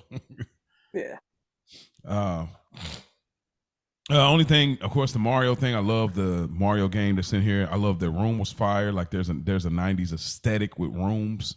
Nice. Maybe one day we'll talk more rooms, like on the TGIF episode. We talk some of the sitcom rooms that we love, like decor. Because that's something I'm always interested in. I'm kind of a nerd in that, where I just love seeing set design. So maybe that'd be some episode we'll talk about it. I like that. Hey, Arnold got the goated room though, right? Yeah, for the cartoons. I don't know. Arnold got the goated room. Yeah. But I want to talk because one of my favorite sets. I'm not a fan of the show, but the set is, if anybody's ever watched, what's the dude's name? Frasier. Oh yeah. That Frasier, nice. Bruh, that whole living room apartment. Yeah. So I always be in my mind, like we be talking about, like I like the one-on-one set, their living room. I'll be looking like who got the best apartment. That might we'll figure out how to bundle that into a TGIF episode. But all right, and that's pretty much our movie review. So let's get into our next sections before we get out of here. Rich, character you relate to or identify with the most? Same as Ash, man. Colt. I got a little bit of Rocky as well, a mixture of those two characters, but ultimately I'm more leaning towards Colt. Just his no nonsense approach to the nonsense. Like I don't think Colt was a hothead per se, but it was something that was just, I can't avoid this. He was about it. Like he was ready for the action with the dude. Y'all bums, I know I can beat you. Let's not waste any time. Rocky plays things cool, which I guess that would be a little bit of me, but nah, we about to get up. And Colt, this is being petty. Like I know we whooped these dudes up, and I'm about to give them diarrhea just because I can. Mm-hmm. Like that's something I would have done. Like just so y'all be messed diarrhea. Up out here. Yeah, like there was no reason for Colt to do that. Mm-hmm. Even Tum and Rocky was like, "Yo, you sick, bro? Like, come on, man. We choking my man's out. It came in handy, right, boy? But the joy on Colt's face when he took that bottle, like, nah, we about to mess him up even more. Mm-hmm. Like, that's me all day. So yeah, I gotta say Colt. I like that. Ash. So I chose Rocky as far as who I can relate to.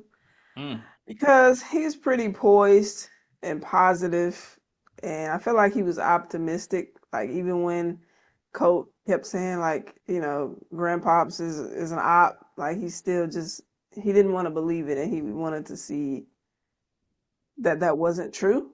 And I think that relates to me. Like, I think I'm pretty positive and pretty poised. You know, I think I'm a pretty balanced individual. So, yeah, I chose Rocky. I got Rocky as well. I related then and even now. Rocky, you know, he's a big brother of 3, like me, and definitely a certified lover boy. And he's wise for his age, and that was definitely me. So, definitely Rocky. But Code is one of them ones. Code is definitely one of them ones. Just a quick sidebar. When we used to watch X-Men, the like animated series back in the day, I was like a Cyclops fan, and Bubba was a Wolverine fan. But I knew, and I like Cyclops. He was the leader, all that. But I knew Wolverine was that dude. And this is kind of the same situation. I like Rocky. He's the leader. He's that. But I know who really get busy. It's really Cope. So I'm gonna go to your ball in your court real quick. Rich, character that can get to stepping. You know, character that you could have done without. This is one of those odd movies, sort of like you said last week, Mo, where everybody's character had a purpose, even the assistant that was nerdy. But I will say, if I had to pick somebody, all the ninjas, all the 36-year-old Thai bohos, y'all can all get packed up and get out of here, bro. Because there's no way there's so many of y'all and y'all all getting worked. Y'all must be on day 1 of y'all training. And when they took the mask off, you see what type of dudes these was? Like, what are y'all doing? Go home with your family. Like, what are y'all trying to do here? Yeah. Like, even the Foot and Teenage Mutant Ninja Turtles, at least they were younger. These are like dudes that should be midway to retirement, like 401k. Like, what's got you working for Snyder? What are y'all doing? That's ridiculous. So all of them it's a cult. No pun. Look at them. Yeah, get them all out of here. Them the only ones I to say, but y'all useless. Y'all are useless. Yeah. Ash. Yeah, I didn't really have anyone either. Like, I felt like everybody kind of played their part. If I had to choose, I mean, I can get Clifton out of there, to be honest. Like, I mean, he had a couple little words, but who's Clifton? He was Clifton Powell, the assistant. Clifton. I mean, he was the other officer with Scam Douglas. Yeah, I wish he had more stuff to do. Yeah. So if I had to choose someone, I'd probably go with him just because it was kind of low hanging fruit. But I'm cool with him staying in it too, though. Like, other than that, I don't really have anyone. I was really close to putting Scam Douglas here. Like, I really wanted to put him here. And I know Mia G, shout out to our third co-host, probably gonna be like, oh, so you're gonna put Rosie O'Donnell's character as to get to stepping, but you won't put this. Yeah, you wild for that. I know. Maybe we'll revisit that. But yeah, I ain't got no one. Honestly, everybody, the way this movie was done, it was straight through. Favorite song of the movie. This is not really that type of movie. So things you would change about the movie or what you think they didn't get right. Rich, Rich, it's on you. We kind of talked about it, and it's really nothing to do with the movie itself. It's more so being an adult and looking at things culturally. But nothing serious that I'd say they would do differently, except for release the international version as the main version. I like the fact that the other one, it changes the movie a little bit, is more kid-like, but that's about it. Nothing crazy. Ash. Yeah, I have the Japanese father. Just not buying it. Yeah, man, give me a little something, man. Give me a little something more.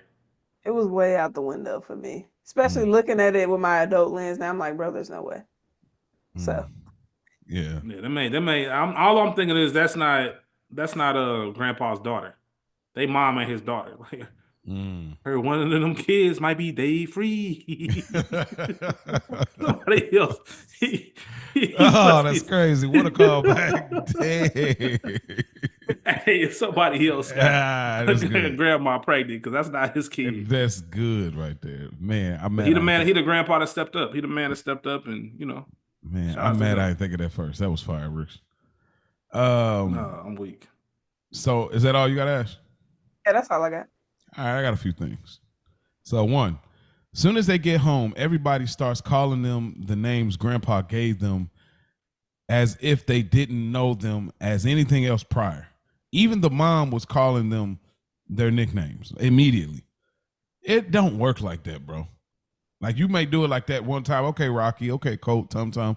But she kept calling them that, and then Emily got with the program and started calling them that. It's like it was so immediate. I was like, that ain't how it works. Well, Emily bum ass knew that she had no chance of hanging out with them in real life, so she was like, "Did I hear your name was Rocky?" So she was trying to get it cool. Trying to get some game. And I forget which one of y'all said it earlier, but y'all felt like the mom was trying, like almost overcompensating to get those cool points with the kids. Yeah. I think that's part of what that was, like just being extra. Oh, you like being called Rocky? Mm-hmm. Yeah, that's all. The kids is all she got. But she never went back to their regular names. That's the thing. It's like they made it like we don't even call them their regular names. She's scared to lose the kids. That's all she got. She don't got a husband. Yeah. She fighting, man. She trying. She fighting her own fight, huh? Mm-hmm. Another thing, the ninjas were so weak. They really never had a chance against two middle schoolers and an elementary kid. It don't make sense to me. I get it's a kid movie. It don't make sense, especially with Tum Tum. Like he can't throw. There was some of the punches he was throwing was so weak. Like it don't work like that. And lastly, at the end of the movie, they have the same clothes on from earlier when they went to school, which means they shot this all together and moved this to the end. Continuity issue. Like obviously this was shot differently, which ties into what Rich was saying about the American issued one versus the global one. So yeah, when I noticed, I was like, why they got the same clothes on? And I was like, this is what it is. So it really didn't work. Like I wish even with this international version, they should have cut that part off. Or they should have just changed it. Really, they should just change their clothes. I like the end part. I just don't like them having the same clothes on. It felt like weird because it's like it felt cheap. Ash, what's the moral of the story in your opinion of this movie? It's a little bit of everything, honestly, but I said the importance of family and discipline. I think we all may not always be on the same page or agree with every decision, but there's a certain level of strength when we can band together as a family. So I like it. Rich. Yeah, family over everything is one. Make sure you use discipline, knowledge, use your brain before reacting. That's always going to be a good one. And anytime you use violence, it should be to protect yourself or those who are weaker versus harming people. It should always be self-defense. So use your brain, not your fist. Keep your family close. Everything else, man. It's really a family-based movie. Like we can do things, we can go further together than separate. The moral of the story for me is always have a plan. Throughout this movie, the boys always had a plan. Rather it was to help Grandpa prove their dad that they can defend themselves, which obviously that's why they dealt with the robbers or the gnarly bad guys, or figure out how to get unkidnapped. Always have a plan because your life can depend on it. So, yeah, always have a plan. And that is our episode, man. Before we get out of here, we always like to make sure we leave y'all with the preview to our next episode, man. All right, so the next episode, as y'all know, we didn't get to do a TGIF. Thank goodness it's Friday last month, but we're back at it. And this time, our TGIF subject for our next episode will be characters that we hated at first, but end up liking, loving, or understanding. So this is sitcom series, obviously still wrapped up in nostalgia, but this is what we'll be talking about because we like to cover the television side of nostalgia as well as films. So y'all stay tuned. We'll be back next week with our TGIF, Big Rich Town. Thank you for coming here, man. We got to have you back as well as we got to get Ray on here. I'm gonna let Mia make that connection. I don't know what Ray will be interested in talking about in this realm that may not be that'll be fascinating. A culture garden feed, but I would be interested to see what we get there, and then of course we're looking for a big crossover here, hopefully this year. So anytime, man. We'll be more than happy to crossover episodes, and it's always a pleasure, man. Anytime I can jump on with the Childish Grownups, man, I'm always down. It was a lot of fun. Hey man, yes sir. Anything you want to give to the people where they can check you out, what you got coming up, anything, because they might have been like, man, I like this dude. I want to see what else you got going. What you want to get to people, man? Yeah, I would say right now at We Got Y'all Pod on Instagram as well as at the Culture Garden Podcast. That's where most of my work is. If you want to follow me individually at KRich513, but there's really not much going on. It's more so just another way to link into everything else that I'm a part of. So yeah, that's pretty much it. That's pretty much a lot of stuff coming on. And if you catch me on one of those Instagram pages, you can find my link tree and everything that I'm a part of. Yeah, he gonna downplay. He's also part of Another Week in the Books with him and another co-host, and also part of Good Earners reviewing The Sopranos. So y'all go check that out. It's soon coming. Is the best of series. The feed is coming soon, but y'all can check that out. Best episode ever. The best episode ever. But y'all can check out what they did, the work they did on the Culture Garden feed. So I ain't gonna let him just downplay the other two, other two work that he put out there, because those are very necessary to listen to as well. Ash, anything you want to get to people before we get out of here? Oh man, I just hope y'all enjoyed the episode. Rich, we appreciate you for joining us this week. I hope you enjoyed the Flash with Ash. Of course. And this was a great episode. Three Ninjas is, again, it's a staple to all three of us. So I'm glad we were able to knock it out. Yeah, wonderful. Mia G, we miss you, and we'll see you next week, of course. But everything, see y'all in between time, man. Y'all know the Streets Lights is coming on, man. We got to hang out with one of our friends. Our friend was in the neighborhood this week. Our big cousin was in the neighborhood, but guess what? His parents is pulling up soon. He got to roll out. Yeah, Mom. I told y'all to go in there and ask her if I could stay the night. Exactly. We too nervous. Said it's a school night. She said it's a school night, man. I gotta go. I gotta go back. I gotta go back. All right, so that means we're gonna have to see our big cousin at school tomorrow, man. But y'all, we thank y'all truly for tuning in. ChildishGrownups3@gmail.com if you want to reach out, as well as ChildishGrownups_podcast, I believe, on Instagram. We thank y'all for listening. Tune in next time. Peace out.